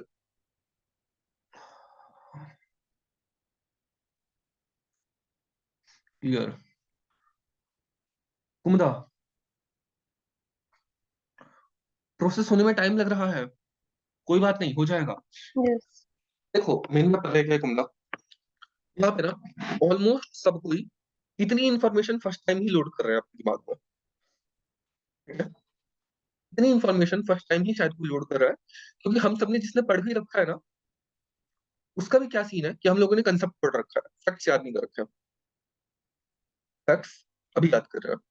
मैंने गलत तो नहीं कहा संजीव? याद हो रहा है सारा? जी भैया। हाँ, ठीक है। फर्स्ट टाइम है ये भी, ठीक है। इसे तो 2024-25 में एग्जाम देना है। ऑलराइट, तो हम लोगों ने ये चीज देखा अपना वसस निवी सब हम लोगों ने देख लिया, क्लियर कर लिया। 4 प्रकार के आश्रम बताए गए हैं, ठीक है। हम कहते हैं ना वर्णाश्रम धर्म, वर्ण और आश्रम धर्म। वर्ण हम लोगों ने देखा ब्राह्मण, क्षत्रिय, वैश्य, शूद्र, है ना। जो आश्रम होता है, आश्रम क्या होता है? ब्रह्मचर्य, गृहस्थ, वानप्रस्थ और संन्यास। मत लिखो, मत लिखो, नॉर्मली समझो। सबसे पहले बच्चे पढ़ते हैं ब्रह्मचर्य का पालन करना होता है, कोई आलतू फालतू गंदी हरकतें नहीं करनी होती, ठीक है। ब्रह्मचर्य में गुरुकुल में रह करके आपको पढ़ाई करना होगा, पहला आश्रम। पढ़ाई के बाद क्या, आपको शादी होगी, आप सबकी भी शादी होगी, अगर यू आर नॉट कट्टर फेमिनिस्ट। लड़के तो करेंगे, लड़कियों का पता नहीं, कट्टर फेमिनिस्ट नहीं करती। तो उसके बाद गृहस्थ आश्रम में प्रवेश करना होता है शादी करने के बाद। उसके बाद क्या होता है, मन उब जाता है, अपने हस्बैंड वाइफ से मन उब जाता है, जंगल में चले जाता है ना, बाहर में जाओ, हमें नहीं रहना साथ में। ठीक है, तो वानप्रस्थ, हम जंगल में चले गए, छोड़ दिया जंगल में। और खुद नहीं गए तो सामने वाले को छोड़ के आ गए, तुझे हम छोड़ के आए हैं, तू यहाँ पे मत रह, भाग यहाँ से। ठीक है।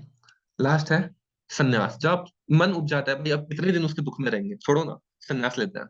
लास्ट में सन्यास, ठीक है, 4 आश्रम है। एक्चुअल में वानप्रस्थ का ये मतलब नहीं होता जो मैंने आपको समझाया, खाली याद करवाने के लिए बताया। ठीक है, और इतना जरूरी भी नहीं है इतना डिटेल में जाना। अच्छा, गाय को अघन्य माना जाता था शुरू से ही, ठीक है। अगर अघन्य, अघन्य शब्द का प्रयोग हो तो समझ जाना हत्या।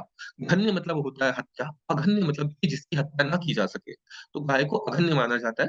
लिखने की आवश्यकता नहीं है, बेसिक हिंदी संस्कृत की अगर आपको नॉलेज, बेसिक हिंदी की अगर आपको नॉलेज है तो रहने दो, इसे मत लिखो, ठीक है।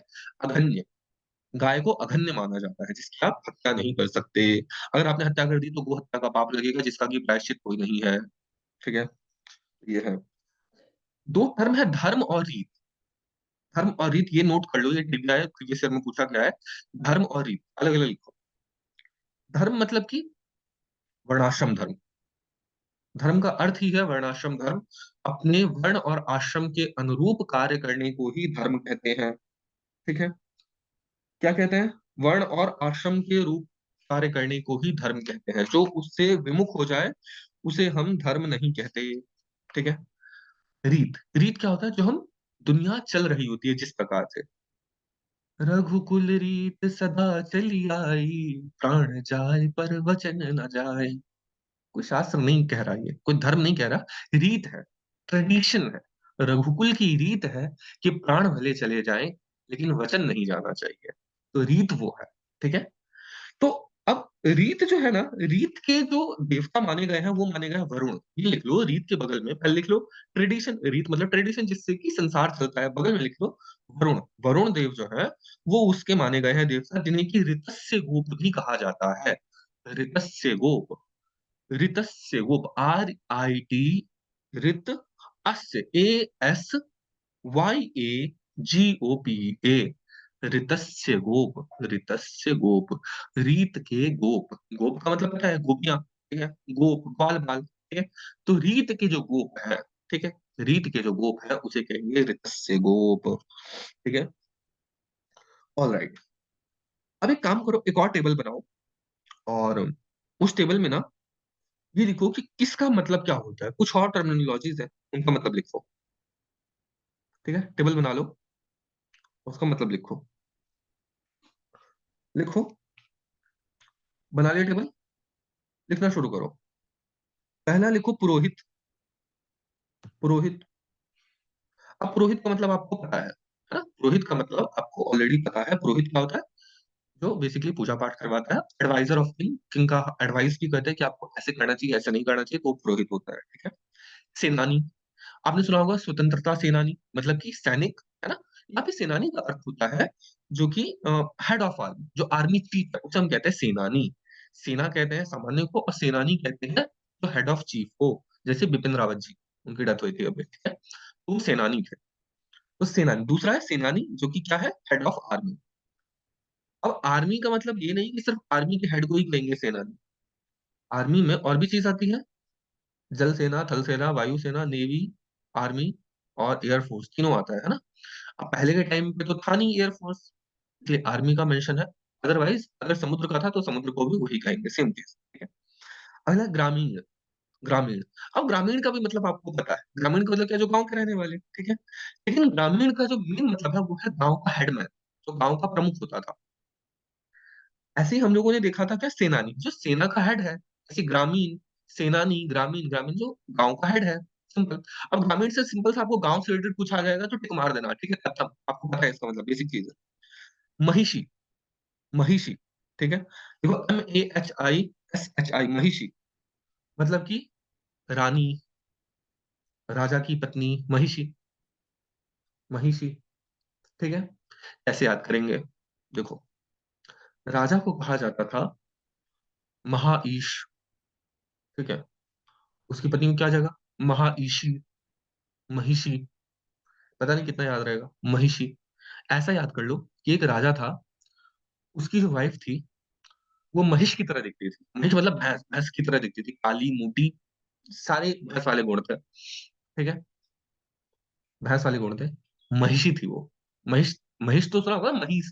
अपने इधर लोग कहते हैं, बिहार यूपी पूर्वांचल के साइड में महिष, भैंस को महिष कहते हैं। तो महिषी, उसकी राजा की वाइफ जो थी वो महिष की तरह दिखती थी, याद हो जाएगा, ठीक है। अगला है सूत, SUTA, सूत। सूत, ठीक है, वो क्या होता है? सुना होगा सूत पुत्र कर्ण, सुना है ना, सूत पुत्र कर्ण। यानी कि क्या? जो कि रथ हाँकने वाले होते थे, उसे सूत कहा, उसे सूत कहते थे, ठीक है। तो रथ हाँकने वाले होते थे, जो ड्राइवर्स होते हैं बेसिकली, आज के मॉडर्न लैंग्वेज में कह लो ड्राइवर्स, जो ड्राइवर्स होते हैं उन्हें सूत कहा जाता है। क्या कहा जाता है? सूत, सूत, ठीक है। सूत पुत्र कर्ण याद कर लो, सब याद हो जाएगा, ठीक है। वो, उनके पिता ड्राइवर थे, रथ हाँकते थे, ठीक है, धृतराष्ट्र का, माँ उनकी राधा, ठीक है। सूत। फिर है संग्रहिता, लिखो संग्रहिता, SANG, संग रहिता, RAHITA, संग्रहिता मतलब कि ट्रेजरार, खजांची। संग्रहित करने वाला, संग्रहित मतलब इकट्ठा करने वाला, ठीक है। संग्रहिता, संग्रहित करने वाला, क्या इकट्ठा करने वाला? ट्रेजर, खजाना ही तो लोग इकट्ठा करेंगे, और फालतू चीज को थोड़ी एकत्रित करेगा। तो संग्रहिता मतलब कि ट्रेजरार, ट्रेजरार, ठीक है। अगला है भाग दूध, भाग दूध, BHAG, भाग, DUDH, दूध, भाग दूध। इसका मतलब है जो टैक्स को कलेक्ट करने वाला है। कैसे याद रखें? टैक्स कलेक्टर बेसिकली जिसे कहते हैं, भाग दूध, ठीक है। भाग दूध, टैक्स कलेक्टर। हम अब बचे हैं 3 लोग, जिसमें कि मेन है छाया, संजीव तो बाद में आया है, तो ठीक है, अपन ही तीनों ही कंटिन्यू करते हैं, बाकी के लोग चले गए। इतना क्लियर हुआ ना?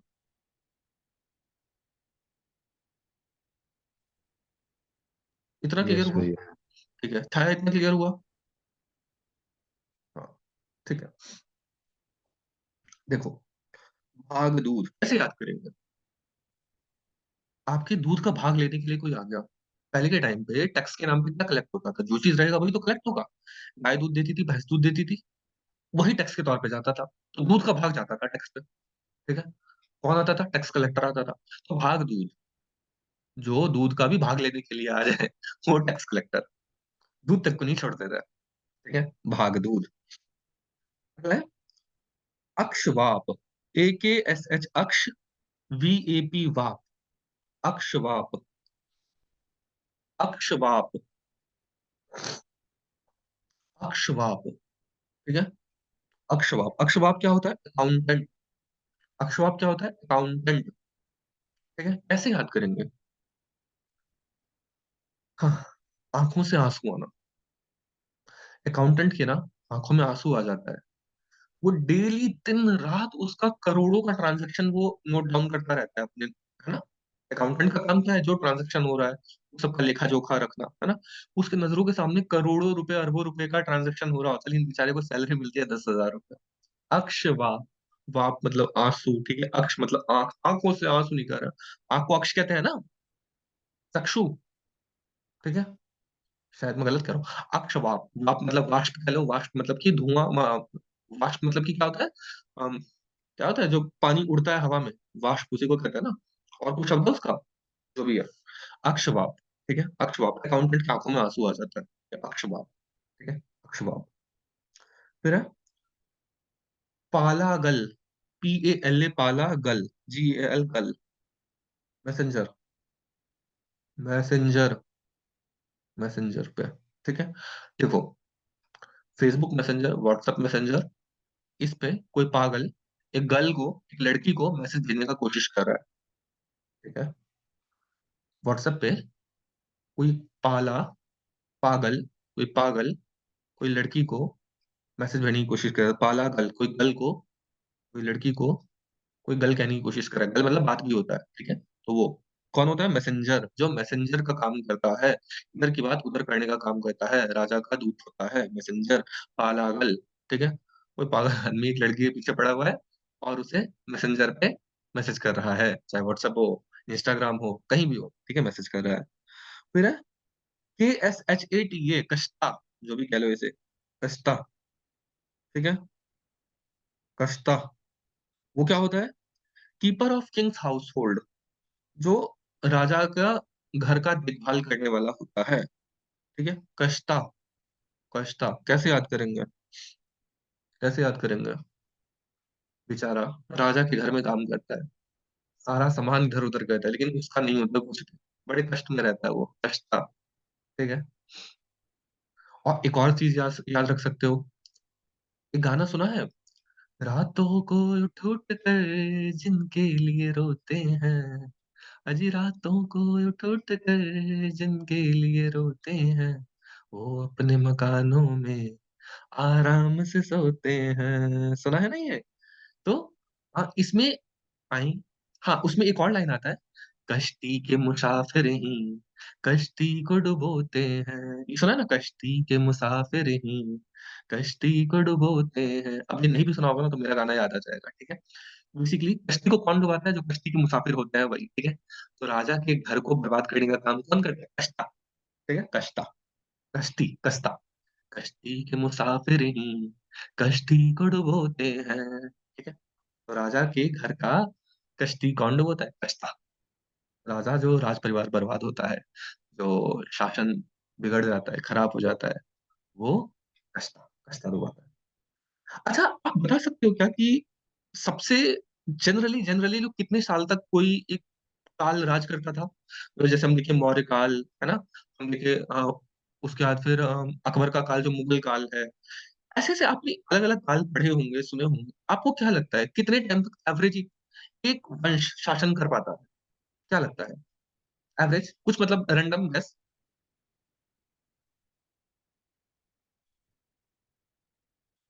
कुछ गेस है? कुछ गेस है? 100 साल, ठीक है। और कोई? विद्यानंद, छाया? 100 150 साल। और 150 साल, ठीक है। छाया?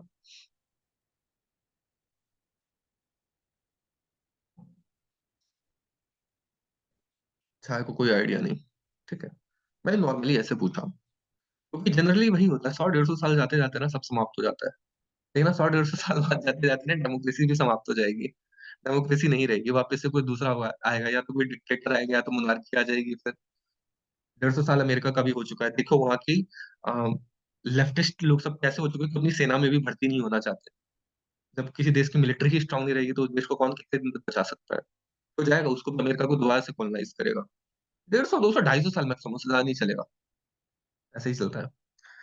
खैर, ऐसे ही नॉर्मल थी बातें, ये कोई एग्जाम में नहीं पूछी जाएगी। एक चीज है कि 16 संस्कार होते हैं अपने, ठीक है। 16 संस्कार कौन कौन से होते हैं फटाफट सुन लो, ठीक है। नोट करने का मन है तो नोट कर लो, नहीं तो गूगल सर्च कर लेना 16 संस्कार, वहां से आप नोट कर सकते हो, नोट वहां से कर लेना, ठीक है। खाली यहाँ पे कहानी सुन लो टाइम बचाने के लिए। पहले गर्भाधान संस्कार, ठीक है। गर्भाधान संस्कार, पहला संस्कार ही है गर्भाधान संस्कार, या ये कह लो कि शादी के बाद जो दूसरा संस्कार होता है वो होता है गर्भाधान संस्कार। अब जिस हिसाब से लो, बच्चे के पर्सपेक्टिव से लोगे तो पहला संस्कार होगा जब गर्भ में आता है बच्चा, और माता पिता के पर्सपेक्टिव से लोगे तो शादी के बाद जो आता है, विवाह संस्कार के बाद जो आता है, वो आता है गर्भाधान संस्कार। गर्भाधान संस्कार मतलब क्या? जब गर्भ को धारण किया जाता है, जब गर्भ को धारण किया जाता है उसका संस्कार होता है। आज ये संस्कार प्राय विलुप्त प्राय हो चुका है। आज ये संस्कार हमें देखने को नहीं मिलता। इसका मतलब ये समझ आता है हमें कि पहले के समय में इसको हम ये नहीं मानते थे कि ये कोई खराब चीज है ना, ये एक लाइफ का पार्ट है। और उसमें ना अच्छे बच्चे भी पैदा हुआ करते थे, क्योंकि सब पूरी प्लानिंग के साथ होती थी। ढोल नगाड़े बजाए जाते थे गर्भाधान के टाइम पे, ठीक है, मिठाइयां बंटवाई जाती थी, ये सब बहुत पूरा पूजा पाठ हुआ करता था। तो गर्भाधान संस्कार हुआ करता था। देखो पहले बच्चे भी तेजस्वी हुआ करते थे, आज देख लो शायद चिड़चिड़े लोग सब है, उन्हें सुबह उठा नहीं जाता। तो गर्भाधान संस्कार। अगला है पुंसवन। पुंसवन मतलब कि क्या है, जो अंदर गर्भ आ चुका है वो सुरक्षित रहे, उसके लिए किया जाता था पुंसवन। पुंसवन, ठीक है, पुंसवन संस्कार। अगला है सीमंतोनयन। सीमंतोनियन में क्या होता है कि माँ को ना कुछ कुछ खाने का मन होता है, ठीक है? तो क्या चीज़ खाया जाए, क्या चीज़ ना खाया जाए। अब जैसे आपको चटपटा खाने का मन तो करता है माँओं को, लेकिन खाना नहीं चाहिए, ठीक है? गर्भ पे असर पड़ता है, आपके पेट में जो बच्चा पल रहा है उसके ऊपर असर पड़ता है। तो सीमेंटोनियन संस्कार होता है कि माँ की क्रेविंग्स को भी वो बेसिकली मिटाया जाता है, जो उनकी क्रेविंग्स होती है, तो उसे सीमेंटोनियन संस्कार है। उसके फिर है जातकर्म। जातकर्म मतलब चाइल्ड बर्थ, बच्चे का जन्म हुआ, ठीक है? अब देखो, जब बच्चे का जन्म होता है ना, तो छुआ-छूत होता है कि नहीं होता उससे? देखा है आपने? बच्चे का जन्म होता है, तो अशौच लगता है अपने इधर। आप तीनों ने नोटिस किया इस चीज़ को? होता है आप लोगों में, यस सर। है ना? अब देखो, लोग कहेंगे कि देखो हमारी सोसाइटी में ना छुआ-छूत है।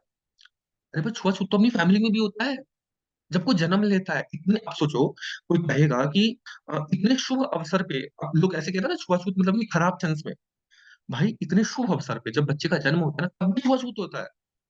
इससे इसका मतलब ये थोड़ी कि हम उसको खराब मानते हैं, उसको हे दृष्टि से देखते हैं। ना छूने का अर्थ, अनटचेबिलिटी का अर्थ ये नहीं होगा कि हम उसे खराब मानते हैं। 20 डेज़ का, हाँ ठीक है, 20 डेज़ का होता है। इनफैक्ट माँ के लिए 1 महीने का होता है। जब माँ होती है, माँ के ऊपर 1 महीने का वो लगता है, और ऐसे ही पूरे परिवार को अलग-अलग तरीके से लगता है। तो बेसिकली छुआ-छूत तो होती है अपने में भी, लेकिन लोगों ने प्रचारित-प्रसारित ये कर दिया कि हम लोग भेदभाव रखते हैं। भाई देखो, इसके ऊपर हम डिटेल में डिस्कस करेंगे, लेकिन आप एक चीज़ लॉजिकली सोच के देखो, छुआ-छूत अपने हर चीज़ में होता है। जैसे पहले हम लोगों ने देखा, जब बच्चा जन्म लेता है तब भी छुआ-छूत होता है। जब लोग मरते हैं, उस टाइम पे भी लगता है अशौच। मरना शौच कहते हैं। आप भगवान को नहीं छू सकते, आप मंदिर में नहीं जा सकते, है ना? आप किसी दूसरे आपके घर में कोई दूसरा आके पानी भी नहीं पी सकता। ये सारे रूल्स होते हैं। जन्मना शौच, मरना शौच, ये शौच होता है कि मतलब यहाँ पे आप अपवित्र हो गए। अब सोचो, कोई मरा है, अपवित्र हुआ, तो 1 सेकंड के लिए समझ आता है बेचारा मर गया। पर जन्म के टाइम पे भी अशौच लगता है। ये खराब चीज़। एक लॉजिक यहाँ पे आप ये सोचो कि खाली एक कैटेगरी के साथ हुआ करता था, ऐसा नहीं है। ये इसका अलग-अलग महत्व है। अब मुँह से अब थूक निकाल, अब जैसे कुछ चीज़ हम कहते हैं ना कि ये तो नेचुरल है। अब जैसे मेंस्ट्रुएशन होता है, ठीक है? हम लोग कहते हैं नेचुरल है। इसको ये हमें टैबू नहीं बनाना चाहिए। ये चीज़ जो है, हमें इसे टैबू नहीं बनाना चाहिए, और ये कोई अपवित्र नहीं है, ऐसा कहते हैं आज के टाइम पे। इसे नॉर्मलाइज़ करने की कोशिश कर रहे हैं। आपको पता है, जब हम पेशाब करते हैं, उस टाइम पे भी हम उसे अपवित्र मानते हैं। जब हम थूक फेंकते हैं, उसे भी हम अपवित्र मानते हैं। पसीना जो निकलता है, वो भी अपवित्र मानते हैं। एक पैटर्न नोटिस कर रहे हो इस चीज़ में? कोई भी चीज़ जब बाहर निकलता है ना, तो उसे हम अपवित्र मानते हैं। शरीर से बाहर यदि कुछ भी निकल गया, कुछ भी चीज़ निकल गई, तो वो अपवित्र मानी जाती है। कभी आपने नहीं देखा होगा कि थूक को पवित्र माना जाता है ना? अब मेंस्ट्रुएशन भी नेचुरल है, थूक भी नेचुरल है। ऐसा तो नहीं है थूक नेचुरल नहीं है, पर हम उसे भी अपवित्र मानते हैं। और अगर आप पेशाब की, तो पहले के टाइम में आपकी दादी-परदादी सब देखते होंगे कि जब भी पेशाब करने जाती थी, जब भी मूत्र विसर्जन के लिए जाते थे, तो वो लोग नहाते थे बार-बार। बार-बार नहाते थे वो लोग। आज हम लोग नहीं नहाते। आज हम लोग कुछ मानते ही नहीं है किसी चीज़ को, किंतु आपके दादा-परदादा सब करते थे ये चीज़। आप खुद ही देखना, अगर आपके घर में होंगे तो, यहाँ किया जाता था। तो शरीर के बाहर कुछ भी निकले, कुछ भी चीज़ निकले, चाहे लड़के का निकले, चाहे लड़की का निकले, उसे अपवित्र माना जाता है, चाहे वो नेचुरल क्यों ना हो। सब कुछ ऑब्वियसली, पसीना भी तो नेचुरल है, पर उसे भी अपवित्र माना जाता है। कोई भी चीज़ को अपवित्र माना जाता है, किंतु ये लॉजिक आज के मॉडर्न लोग को समझ नहीं आती, ठीक है? खैर छोड़ो, ये क्लियर हो, आप लोग को समझ आ रही है ये चीज़ें? Yes sir. हुँ, ऑलराइट। तो ये हो गया हम लोग का कहाँ पे? जातक्रम। यस, ठीक है। छाया, आगे बढ़ते हैं हम लोग। जातक कर्म हो गया, ठीक है? उसका फिर नामकरण। अब बच्चा जन्म ले लिया, तो उसका नामकरण भी किया जाएगा, उसका नाम भी रखा जाएगा, तो नामकरण संस्कार होता है। उसके बाद फिर होता है निष्क्रमण। निष्क्रमण, अब देखो निष्क्रमण क्या होता है? बच्चे को ना कुछ दिन तक, लगभग 1 महीने तक बच्चे को घर से बाहर नहीं निकाला जाता। बच्चे को सूर्य के दर्शन नहीं करवाए जाते, है ना? बच्चे को सूर्य के दर्शन नहीं करवाए जाते हैं। जब सूर्य को दर्शन करवाया जाता है, तो प्रॉपर विधि-विधान के साथ करवाया जाता है, जिसे कहते हैं निष्क्रमण। निष्क्रमण। अब इसमें देखो साइंस क्या कहता है? साइंस का अगर आप पढ़ोगे, सर्च करके देखना, गूगल सर्च करके देखना, जब बच्चा जन्म लेता है ना, तो देख नहीं पाता ढंग से। आपने कुछ जीवों में नोटिस किया होगा, जैसे चूहा हो गया या और कोई ऐसे जीव हैं छोटे, वो अंधे होते हैं बचपन में। जब उनका जन्म होता है, तो उनकी आँखें बंद होती है, और धीरे-धीरे अपनी आँखें खोलता है, ठीक है? इंसान का जो बच्चा है, वो आँखें खोल लेता है, किंतु वो ढंग से देख नहीं पाता। उसको सब कुछ ब्लर-ब्लर नज़र आता है। वो ना फ़ोकस नहीं कर पाता चीज़ों पे। मतलब अगर वो आपके सामने में कोई उसके अगर उस बच्चे के सामने ना आपको रख दिया जाए, तो वो हिलता-डुलता नज़र आएगा। कभी वो इधर होगा, कभी इधर होगा, कभी इधर होगा। तो बच्चे को बड़ी तकलीफ होती है। बड़ी तकलीफ होती है, साइंस की बात कहती है। ऐसी स्थिति में अगर जन्म होते हुए उसे बाहर निकाल दिया जाए और सूरज के दर्शन करवा दिए जाए, तो उसकी आँख खराब होने के चांसेस नहीं होंगे? सोच के देखो। इसलिए निष्क्रमण उसे 1 महीने के बाद लगभग सूर्य के दर्शन करवाए जाते हैं, जब उसकी आँखें पूरी तरीके से परिपक्व हो जाएँ, जब वो देख पाने में सक्षम हो, जब वो उसको नुकसान ना हो उस चीज़ से, तो वो झेल पाने में सक्षम हो जाए, ठीक है? तो साइंटिफिक कितना है ये चीज़, लेकिन नहीं मानेंगे लोग। ना मानो, हम अपना क्या, ठीक है? आप अपने बच्चों के ऊपर ध्यान रखना इस चीज़ का, ठीक है? उसके बाद फिर क्या है? अन्नप्राशन, खाना खिलाना। अन्नप्राशन संस्कार तो अपने उधर आज भी होता है बहुत हद तक। अन्नप्राशन संस्कार, जब पहली बार कोई मुँह में अन्न का दाना दिया जाता है, अन्नप्राशन, उससे पहले माँ का दूध पीता है। काफ़ी क्या मुंडन, मुंडन भी सब लोगों ने सुना होगा कि मुंडन होता है। फिर कर्णवेध संस्कार, अब देखो कर्णवेध संस्कार जो होता है, आज हम लोग देखते हैं लड़कियों का तो कर्णवेध संस्कार होता है, लोग कान छिदाए जाते हैं।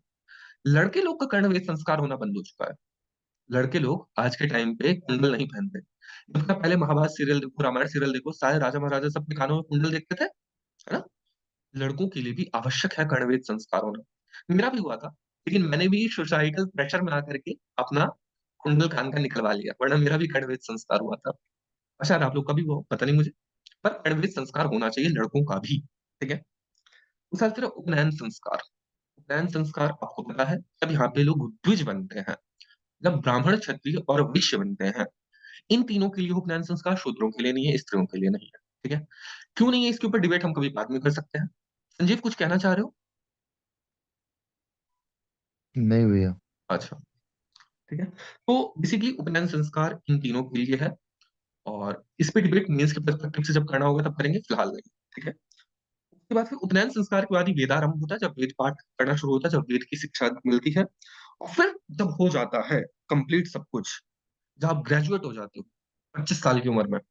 देखो पहले के टाइम में लोग ग्रेजुएट हुआ करते थे 25 साल की उम्र में जनरली। तो उस टाइम पे जब उन्हें डिग्री मिलती थी तो कहते थे समावर्तन, समावर्तन। उससे पहले उन्हें बाल रखने का अधिकार नहीं था। लेकिन जब समावर्तन संस्कार हो जाता है, तब उन्हें कंघी गिफ्ट में दी जाती थी। ठीक है? और भी कुछ चीज़ें गिफ्ट में दी जाती थी। तो अपने बाल रखने के लिए बेसिकली वो होता था कि अब आप बाल रख सकते हो। अब आप गृहस्थ आश्रम में प्रवेश कर सकते हो। ठीक है? तो वो उसके बाद फिर होता है विवाह संस्कार, और अंत में होता है अंत्येष्टि। जब लोग मर जाते हैं, उसे जला दिया जाता है। सो ये था आपका पूरा वैदिक सिविलाइजेशन के जितने कंसेप्ट थे, जितने फैक्ट्स थे, ऑलमोस्ट हम लोगों ने याद कर लिए हैं। कैसी लगी क्लास आप मुझे बता सकते हो? मजा आया कि नहीं आया? हो गया कंप्लीट? बोलो जिसको जो बोलना है।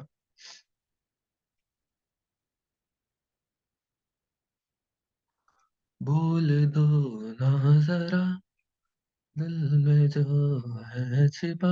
यस, आ गया। आया भैया। ठीक है, ठीक है, ठीक है। बाकी लोग?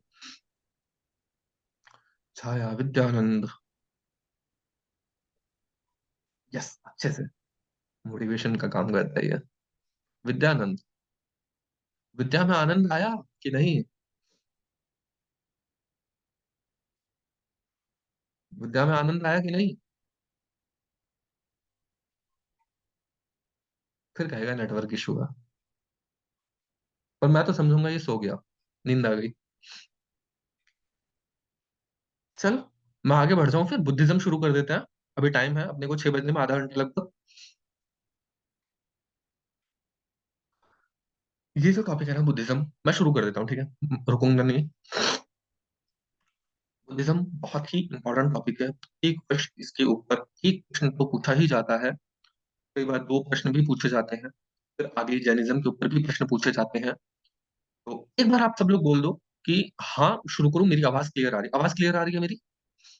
बिल्कुल भैया, शुरू करिए। ठीक है। बुद्धिज्म, बुद्धिज्म का राइज क्यों होता है? क्योंकि ये माना जाने लग गया कि जो वैदिक सभ्यता थी, इसमें लोग के साथ भेदभाव हुआ करता था जाति के नाम पे, और कर्मकांड बहुत अधिक बढ़ गया था। ठीक है? अंधविश्वास फैलने लगा था। तो गौतम बुद्ध का राइज होता है, और बुद्धिज्म का राइज होता है। एक्चुअल में था क्या ये? हम इसे आगे देखेंगे। क्योंकि अगर जाति की बात करें, जातिवाद की, तो बात हिंदू धर्म में भी था, वैदिक सभ्यता में भी था, और बुद्धिज्म में भी था। बुद्धिज्म में भी कुछ कास्ट को अनटचेबल्स मानते थे वो लोग। बुद्धिज्म में भी मानते थे कि आपका वर्ण परिवर्तन नहीं हो सकता। बुद्धिज्म में भी जो गौतम बुद्ध है उनका जन्म या तो ब्राह्मण परिवार या तो क्षत्रिय परिवार में ही हो सकता था, वैश्य और शूद्र परिवार में नहीं हो सकता। उनसे बड़े जातिवादी तो और कोई हो नहीं सकते, क्योंकि हमारे भगवान तो एटलीस्ट ये कहते हैं कि हाँ भाई, वो शूद्र परिवार में भी हो सकता है, दलित परिवार में भी हो सकता है, अंधेश परिवार में भी हो सकता है, नरसिंह परिवार में भी हो सकता है, शेर के परिवार में, मछली के परिवार में, सब परिवार में हो सकता है। सूअर के रूप में भी भगवान आ सकते हैं। किंतु गौतम बुद्ध का अवतार केवल ब्राह्मण और क्षत्रिय के ही परिवार में हो सकता है। तो मेरे ख्याल से वो ज्यादा बड़े जातिवादी थे। जो भी, ऐसा हमें यूपीएससी में लिखना है कि हाँ, वो लोग जातिवाद के विरुद्ध आया था वो रिलीजन। तो अब इसमें शुरू करें, उसमें एक चीज क्या है कि अपने इधर शास्त्रों में बुद्ध का वर्णन मिलता है। आप सुने होंगे कि बुद्धावतार, है ना, भगवान विष्णु के अवतारों में से एक है बुद्धावतार। और एक अवतार हम ये पढ़ते हैं कि बुद्धिज्म में कि ये गौतम बुद्ध है। अब इसमें क्या है ना, गौतम बुद्ध के जो रिलीजन चलाया हुआ था बुद्धिज्म, उसके समाप्त होने का एक रीजन ये बताया जाता है कि हिंदू धर्म में उन्हें अपना लिया गया और उन्हें विष्णु भगवान का अवतार कह दिया गया। तो जब विष्णु भगवान का अवतार उन्हें घोषित कर दिया गया, तो बुद्धिज्म और हिंदुइज्म में कोई अंतर रह नहीं गया, तो इसलिए उनकी प्रासंगिकता समाप्त हो गई। तो खत्म होने का एक रीजन ये है। और एक और रीजन ये है कि आक्रमणकारी जो आए तो सब तबाह हुआ कर दिया। आपने सुना होगा बख्तियार खिलजी, है ना, आकर के नालंदा विश्वविद्यालय वगैरह सब कुछ जला देना, वो सब काम किया था। तो बेसिकली तो दो कारण ये है। किंतु ये महत्वपूर्ण क्यों है? महत्वपूर्ण इसलिए है क्योंकि जब गौतम बुद्ध का राइज होता है, उसके बाद हम देखते हैं कि बहुत सॉलिड तरीके से अपने देश में परिवर्तन होता है। पहले का हमारे पास इतिहास बहुत ज्यादा नहीं मिलता, किंतु अब इस समय से हमें इतिहास का सॉलिड प्रूफ मिलने लगेगा। हमें मॉन्यूमेंट्स मिलने लगेंगे, हमें आर्किटेक्चर, जबरदस्त जबरदस्त आर्किटेक्चर मिलने लगेंगे, हमें शिलालेख मिलेंगे, हमें स्तूप मिलेंगे, हमें गुफाएं मिलेंगी। ठीक है। हमें जैसे आपने सुना होगा सांची का स्तूप, सारनाथ का स्तूप, हमें बड़े बड़े विश्वविद्यालय सब देखने को मिलेंगे। तक्षशिला विश्वविद्यालय हमें देखने को मिलेगा, नालंदा विश्वविद्यालय, इन सब का निर्माण होने लग गया। फिर देखेंगे कि बड़े बड़े मंदिरों का निर्माण होने लग गया, बुतों का निर्माण होने लग गया। ठीक है। बुद्ध बेसिकली क्या होता है? मूर्ति, मूर्ति ही होती है। बुद्ध, गौतम बुद्ध से बुद्ध जो है, उससे नाम पड़ा बुद्ध। ठीक है। तो जो बुद्ध की परस्ती करे, जो बुद्ध की पूजा करे, वो बुद्ध परस्त, एज पर इस्लामिक ट्रेडिशन। ठीक है। तो एक्चुअल में हम सब बुद्ध परस्त नहीं है। ठीक है, हम लोग सब कोई भी बुद्ध परस्त नहीं है, क्योंकि हम लोग बुद्धों की पूजा नहीं करते। अगर हम बुद्ध को नॉर्मली अगर मूर्ति का भी मान के चले, तो हम मूर्तियों की पूजा नहीं करते कभी। वी आर नॉट मूर्ति पूजक। हम क्या है? हम विग्रह पूजक हैं। हम पहले मूर्तियों में भगवान को आवाहन करते हैं, उनकी प्राण प्रतिष्ठा करते हैं। जब प्राण प्रतिष्ठा हो जाती है विधिवत रूप से, उसके बाद हम पूजा करते हैं। हम हर एक मूर्ति की पूजा नहीं करते। ठीक है, तो हम लोग मूर्ति पूजक नहीं है, अगर कोई कहे तो, फॉर योर पर्सनल इंफॉर्मेशन। सो गौतम बुद्ध के टाइम पे हम लोगों ने देखा कि कितना सब कुछ राइज होने लग गया, सब कुछ कितना जबरदस्त तरीके से चलने लग गया। ठीक है। अब क्या है, गौतम बुद्ध के बारे में हम लोग जानना शुरू करेंगे कि आखिर गौतम बुद्ध थे कौन, क्या था। तो उसमें हम देखते हैं सबसे पहले कि गौतम बुद्ध का जन्म लुम्बिनी में होता है, जो कि कपिलवस्तु में आता है। ठीक है। लुम्बिनी, लुम्बिनी 563 बीसी में, 563 बीसी में उनका जन्म होता है। मृत्यु कब होती है? 483 बीसी में। 80 साल की उम्र में उनकी मृत्यु होती है। 483 बीसी आपको याद रखना है, इसलिए याद रखना है क्योंकि उस टाइम पे फर्स्ट बुद्धिस्ट काउंसिल होता है। मतलब कि क्या होता है, जैसे ही गौतम बुद्ध मर जाते हैं, मरते नहीं है, उनका महापरिनिर्वाण होता है। वो जब निर्वाण करते हैं, जब वो ऊपर की तरफ जाते हैं, ठीक है, जब वो आत्मा का परमात्मा में विलय हो जाता है, उसको कहा जाता है महापरिनिर्वाण। तो उस समय उनके जो अनुयायी थे, उनकी टीचिंग्स को बचा के रखने के लिए अपना क्या करते थे, एक पूरा संघ बनाया और वहां पे चर्चा की है, तो उसे कहा जाता था काउंसिल, बुद्धिस्ट काउंसिल। ठीक है। बुद्धिस्ट काउंसिल में सब चीजों के ऊपर चर्चा होती थी कि क्या उनकी टीचिंग्स थी, क्या नहीं थी, आपस में बात विवाद वो सब हुआ करता था। तो फर्स्ट बुद्धिस्ट काउंसिल जो है वो 483 बीसी में होता है। अब मैं आपको टेबल दे देता हूँ, आपको टेबल वो याद करना है। ठीक है। वो फर्स्ट बुद्धिस्ट काउंसिल कब हुआ, सेकंड कब हुआ, थर्ड कब हुआ, फोर्थ कब हुआ, ये चारों आपको याद करना है। चार इंपॉर्टेंट बुद्धिस्ट काउंसिल हुआ है। पांचवा भी हुआ है आजाद भारत में, अभी कुछ समय पहले। वो आप सर्च करके बताना कब हुआ है। उसका कोई इतना महत्व नहीं है। ठीक है, क्योंकि ना तो उसका स्केल उतना बड़ा था, और ना ही आज के टाइम पे कोई उसमें उतना ज्यादा इंटरेस्टेड है। ठीक है। तो बेसिकली ये चीज है। किंतु 563 बीसी में उनका जन्म हुआ, 483 में उनकी डेथ हो गई, और 483 में ही पहला बुद्धिस्ट काउंसिल ऑर्गेनाइज किया गया था। ठीक है। ओके। उनका जन्म जो था ना, वो यशोधरा माँ के गर्भ से हुआ था। यशोधरा उनकी माँ थी। माँ यशोधरा, मैं सही कह रहा हूँ ना? चाहे काम करोगी, आप ये बेसिक कंसेप्ट इसका क्लियर करोगी, जो बेसिक कंसेप्ट है।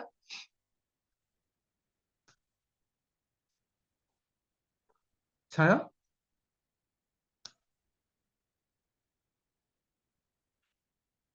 छाया, छाया, छाया।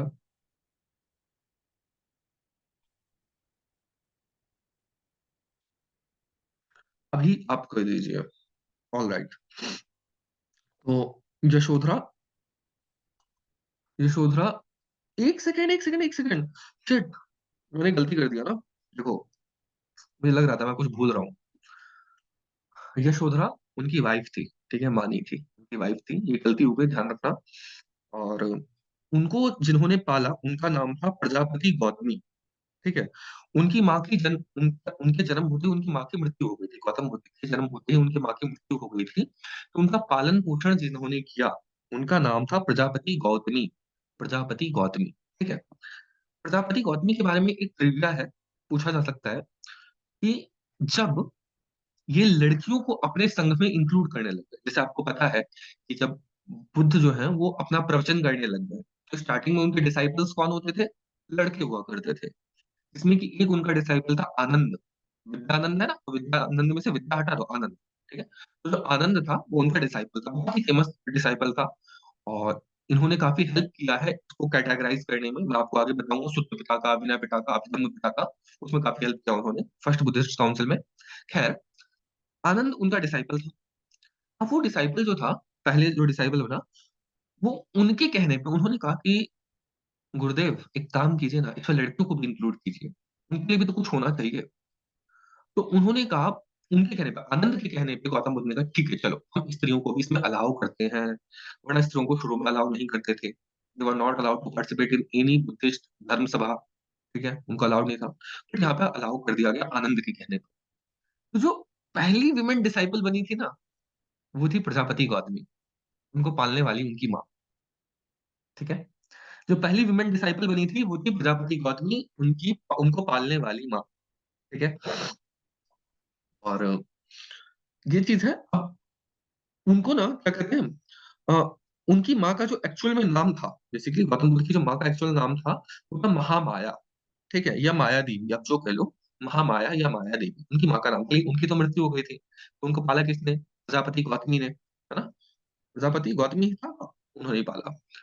और उसके बाद गौतम बुद्ध की शादी होती है यशोधरा से 16 साल की उम्र में, और उसके बाद उनका बेटा होता है जिसका नाम राहुल होता है। आज आप पत्थर फेंको किसी के भी ऊपर, ठीक है, रैंडमली, मैक्सिमम चांस है कि राहुल को जाके लगेगा, राहुल इतना कॉमन नेम है, उस टाइम पे नहीं था, उस टाइम पे बहुत पॉपुलर नेम था। तो गौतम बुद्ध का बेटा कौन? राहुल, ठीक है। ये हो गया। ये लोग सब ना शाक्य क्लैन के थे। गौतम बुद्ध बुद्ध जो थे ये क्षत्रिय परिवार में आते थे, देखो ये चीज हमें ध्यान रखना है, गौतम बुद्ध क्षत्रिय परिवार में आते हैं। और जो शाक्य क्लैन है, और जैसे क्षत्रियों में कई सारे क्लैन है, जैसे आज आप देखते होंगे कि आपको कुछ चंदेल वंश मिलता है, कुछ तोमर मिलते हैं, कुछ आपको राणा मिलते हैं, जैसे महाराणा प्रताप वो राणा थे, ठीक है। ऐसे आपको अनंगपाल तोमर जो कि दिल्ली का संस्थापक, ये हम मेडिवल हिस्ट्री में पढ़ेंगे सारा कुछ।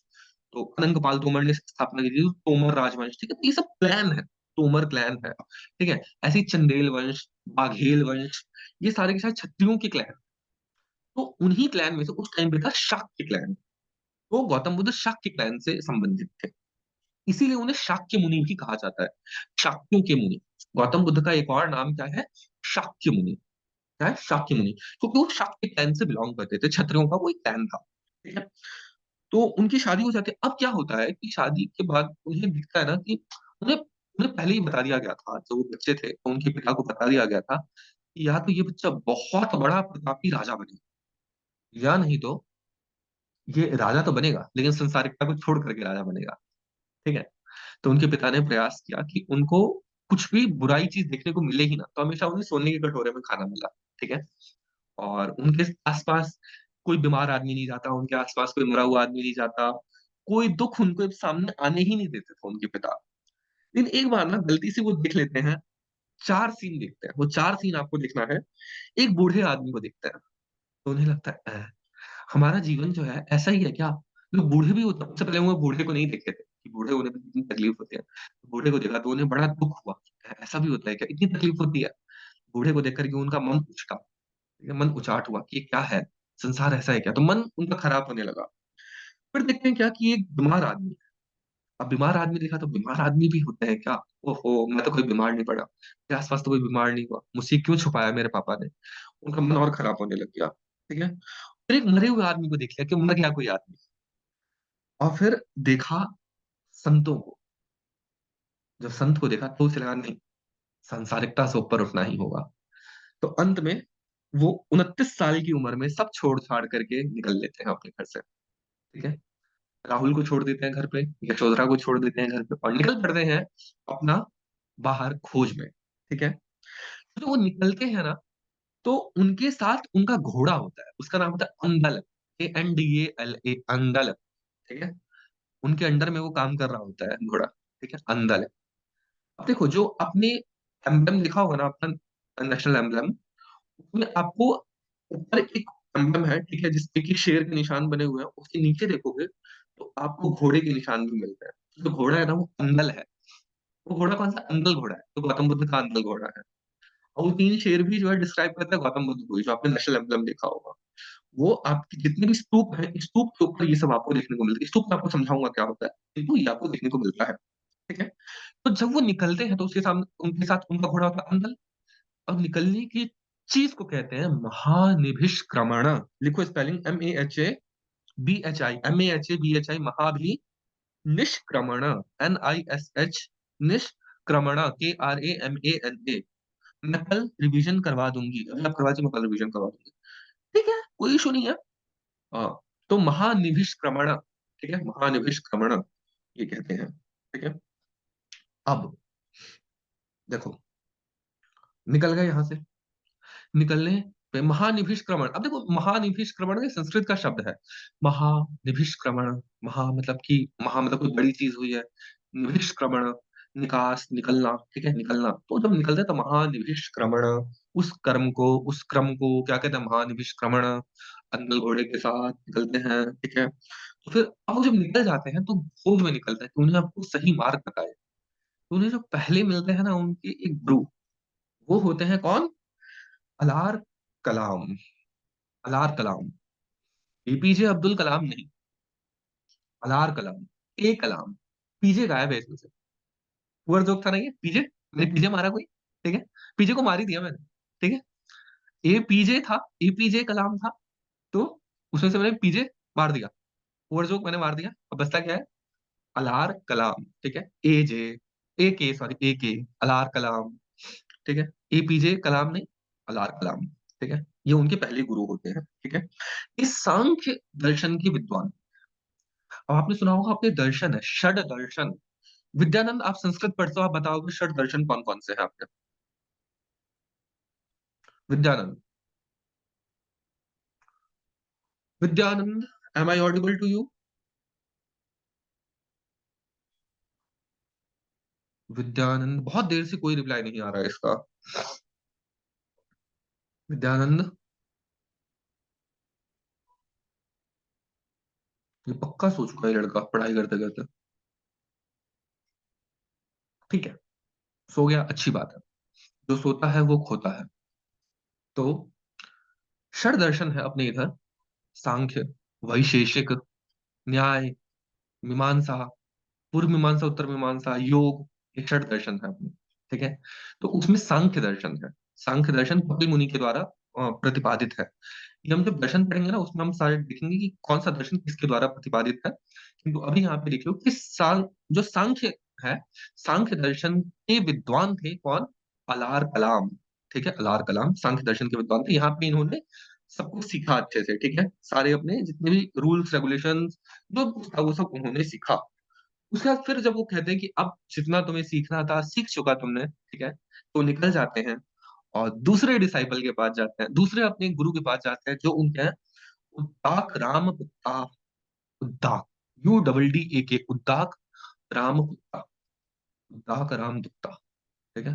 रामपुत्र थे, वो उनके गुरु रामपुत्र थे, ठीक है। उद्दाक रामपुत्र, उद्दाक रामपुत्र, उद्दाक रामपुत्र, ठीक है। तो उनसे ये शिक्षा ग्रहण करते हैं, और जब ये शिक्षा ग्रहण कर लेते हैं तो फिर 6 साल तक ये क्या करते हैं कि इधर उधर भटकते हैं, ठीक है, अपने ज्ञान की तलाश में। अंत में बोधि पेड़ के नीचे, जो हम देखते हैं बोधि पेड़, कहाँ पे है वो बोधि पेड़? छाया बताओगी कहाँ है बोधि वृक्ष? बोधि वृक्ष कहाँ पे है?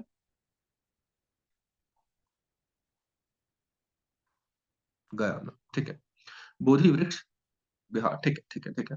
गया में है बोधि वृक्ष, वहां पे उन्हें ज्ञान हो जाता है, ठीक है। ज्ञान हो गया उन्हें। कौन सा पेड़ था बोधि ट्री? कौन सा पेड़ था?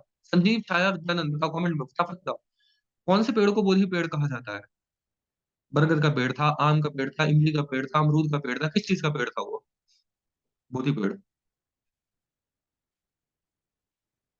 बोधि वृक्ष शायद पीपल, शायद नहीं, पीपल ही था, ठीक है। यू आर एब्सोल्युटली करेक्ट, पीपल का पेड़। तो पीपल का पेड़ था, बोधि ट्री, वहां पे उन्हें मिल जाता है अपना सब कुछ ज्ञान। अब ज्ञान मिल गया तो अब वो बन गए क्या? तथागत। बुद्ध का एक और नाम तथागत, ठीक है, तथागत का नाम है, बुद्ध का नाम है तथागत। 35 साल की उम्र में उन्हें ज्ञान मिलता है, 35 साल की उम्र में उन्हें ज्ञान मिलता है, तथागत वो बन जाते हैं। और उसके बाद फिर यहाँ से वो निकल जाते हैं अपना ज्ञान देने के लिए।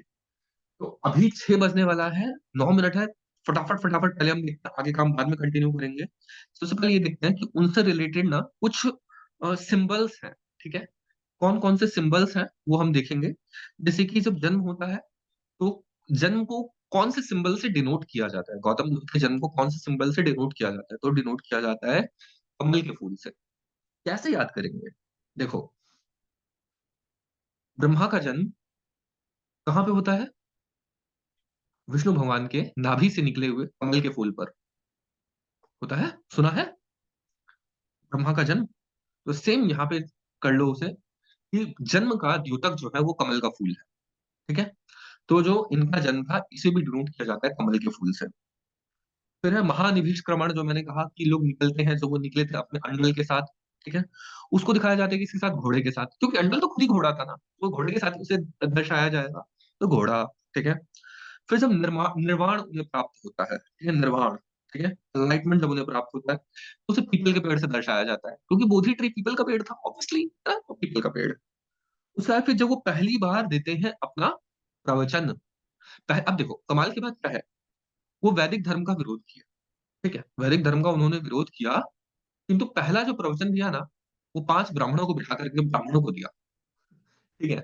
तो ब्राह्मण थे वो सब, उनके डिसाइपल्स पहले स्टार्टिंग में। तो उसे किस चीज से दर्शाया जाता है? पहिए से। हम क्या कहते हैं? धर्म चक्र परिवर्तन, धर्म चक्र प्रवर्तन, धम्म चक्र प्रवर्तन, ऐसे उसे प्राकृत में कहा जाता है, तो धर्म चक्र प्रवर्तन, ठीक है। तो वो चीज है, तो धर्म चक्र है, वो गोल गोल पहिए से घूमता हुआ दिखाई देगा। तो जो मृत्यु होती है, डेथ, महापरिनिर्वाण जिसे कहते हैं, महापरिनिर्वाण। तो एक है निर्वाण, निर्वाण प्राप्त होना क्या है? आप इसी जन्म में आप सब कुछ समझ आ गया, ठीक है, आप लाइटेंड हो गए, उसे कहेंगे निर्वाण। और महापरिनिर्वाण वो मृत्यु, जिसे हम सामान्य भाषा में कहते हैं, तो महापरिनिर्वाण वो हुआ। तो महापरिनिर्वाण को दर्शाया जाता है स्तूप से। स्तूप, स्तूप, स्तूप, अब देखो यहीं पे मैं आपको एक्सप्लेन करता हूँ स्तूप क्या होता है। देखो, सबसे पहला स्तूप शब्द अपने संस्कृत का शब्द है, जो कि ऋग्वेद में उसका वर्णन मिलता है सबसे पहले। कोई अगर कहे कि स्तूप जो है वो बुद्धिस्ट टर्म है, कहना नहीं, वो हाईजैक टर्म है, उसे हाईजैक किया गया है वैदिक धर्म से। स्तूप कहा जाता है किसी भी टीले को, संस्कृत में किसी भी टीले को कहा जाता है स्तूप, ऋग्वेद में उसका वर्णन मिलता है। और हिस्टोरियंस मानते होते हैं, तो आप यूपीएससी में इसे यूज कर सकते हो। तो जो स्तूप होता है, आपने बेसिकली देखा होगा जब अपने गांव घर में किसी की डेथ हो जाती है तो जब उन्हें जलाया जाता है शमशान में, शमशान में तो जनरली तो अपने कलम बाग में ही जलाते हैं लोग, अपने इधर तो, बाकी का तो शमशान में जलाते हैं, पर अपने इधर वही होता है।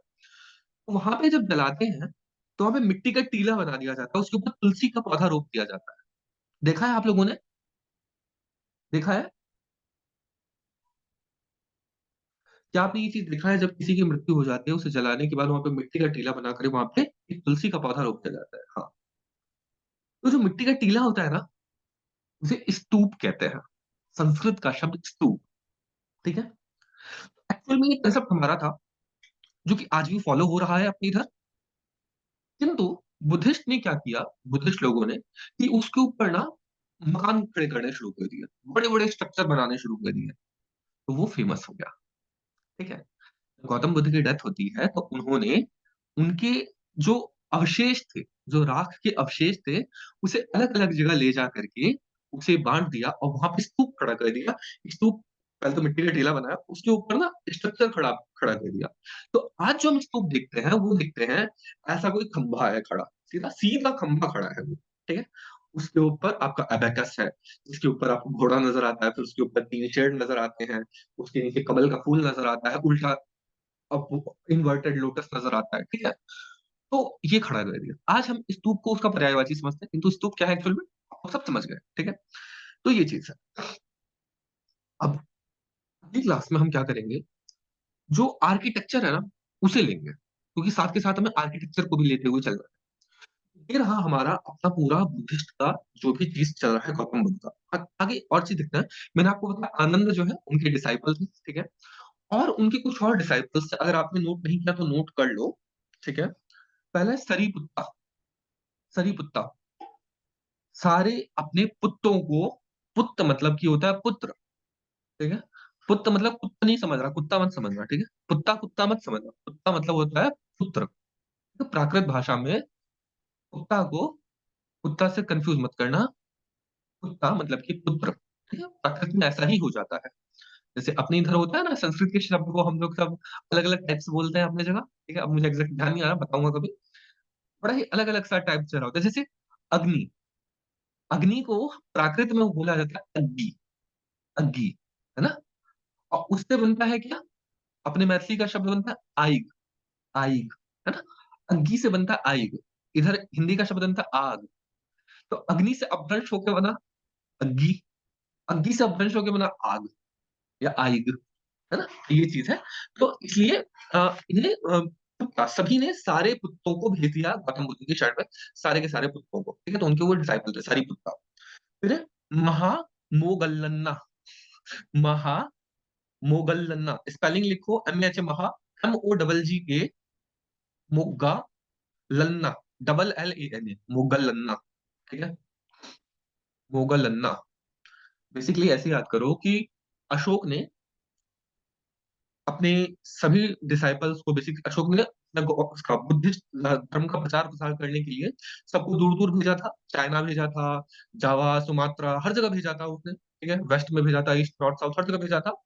तो मंगोलिया भी भेजा होगा। ठीक है। तो ये समझ लो, गैस करो, सपोज करो कि महामोगलन्ना, ठीक है, मंगोलिया भेजने के लिए महामोगलन्ना उसको भेजा गया था। एक्चुअल में नहीं भेजा गया था, महामोगलन्ना बहुत पहले थे, अशोका बहुत बाद में आया। इनको याद करने के लिए कह रहा हूँ। ठीक है। फिर आनंद, मैंने आपको बताया आनंद। और फिर महाकच्छयन, बहुत डिफिकल्ट नाम है। MAH महा, KA, महा, KA, CCA, महाकच्छयन। नहीं पता कैसे याद करेंगे, याद करना मजबूरी है। ठीक है। तो ये होता है। अब आपका टाइम हो चुका है, 2 मिनट बचा है, तो क्लास को एंड कर दिया जाए क्या यहाँ पे, फिर आगे कल यहाँ से कंटिन्यू करेंगे हम। क्या कहते हो, अभी जुड़ना है तो बोलो, मैं कंटिन्यू कर सकता हूँ, अदरवाइज आप बोलो क्या करना है।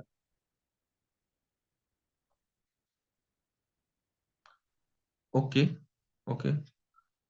रुकते हैं यहाँ, अभी क्लास करनी है मतलब, all right, all right, all right. ठीक है। रुकते हैं यहाँ नहीं। अरे क्या बोलना चाह रहे हो, कहना क्या चाहते हो।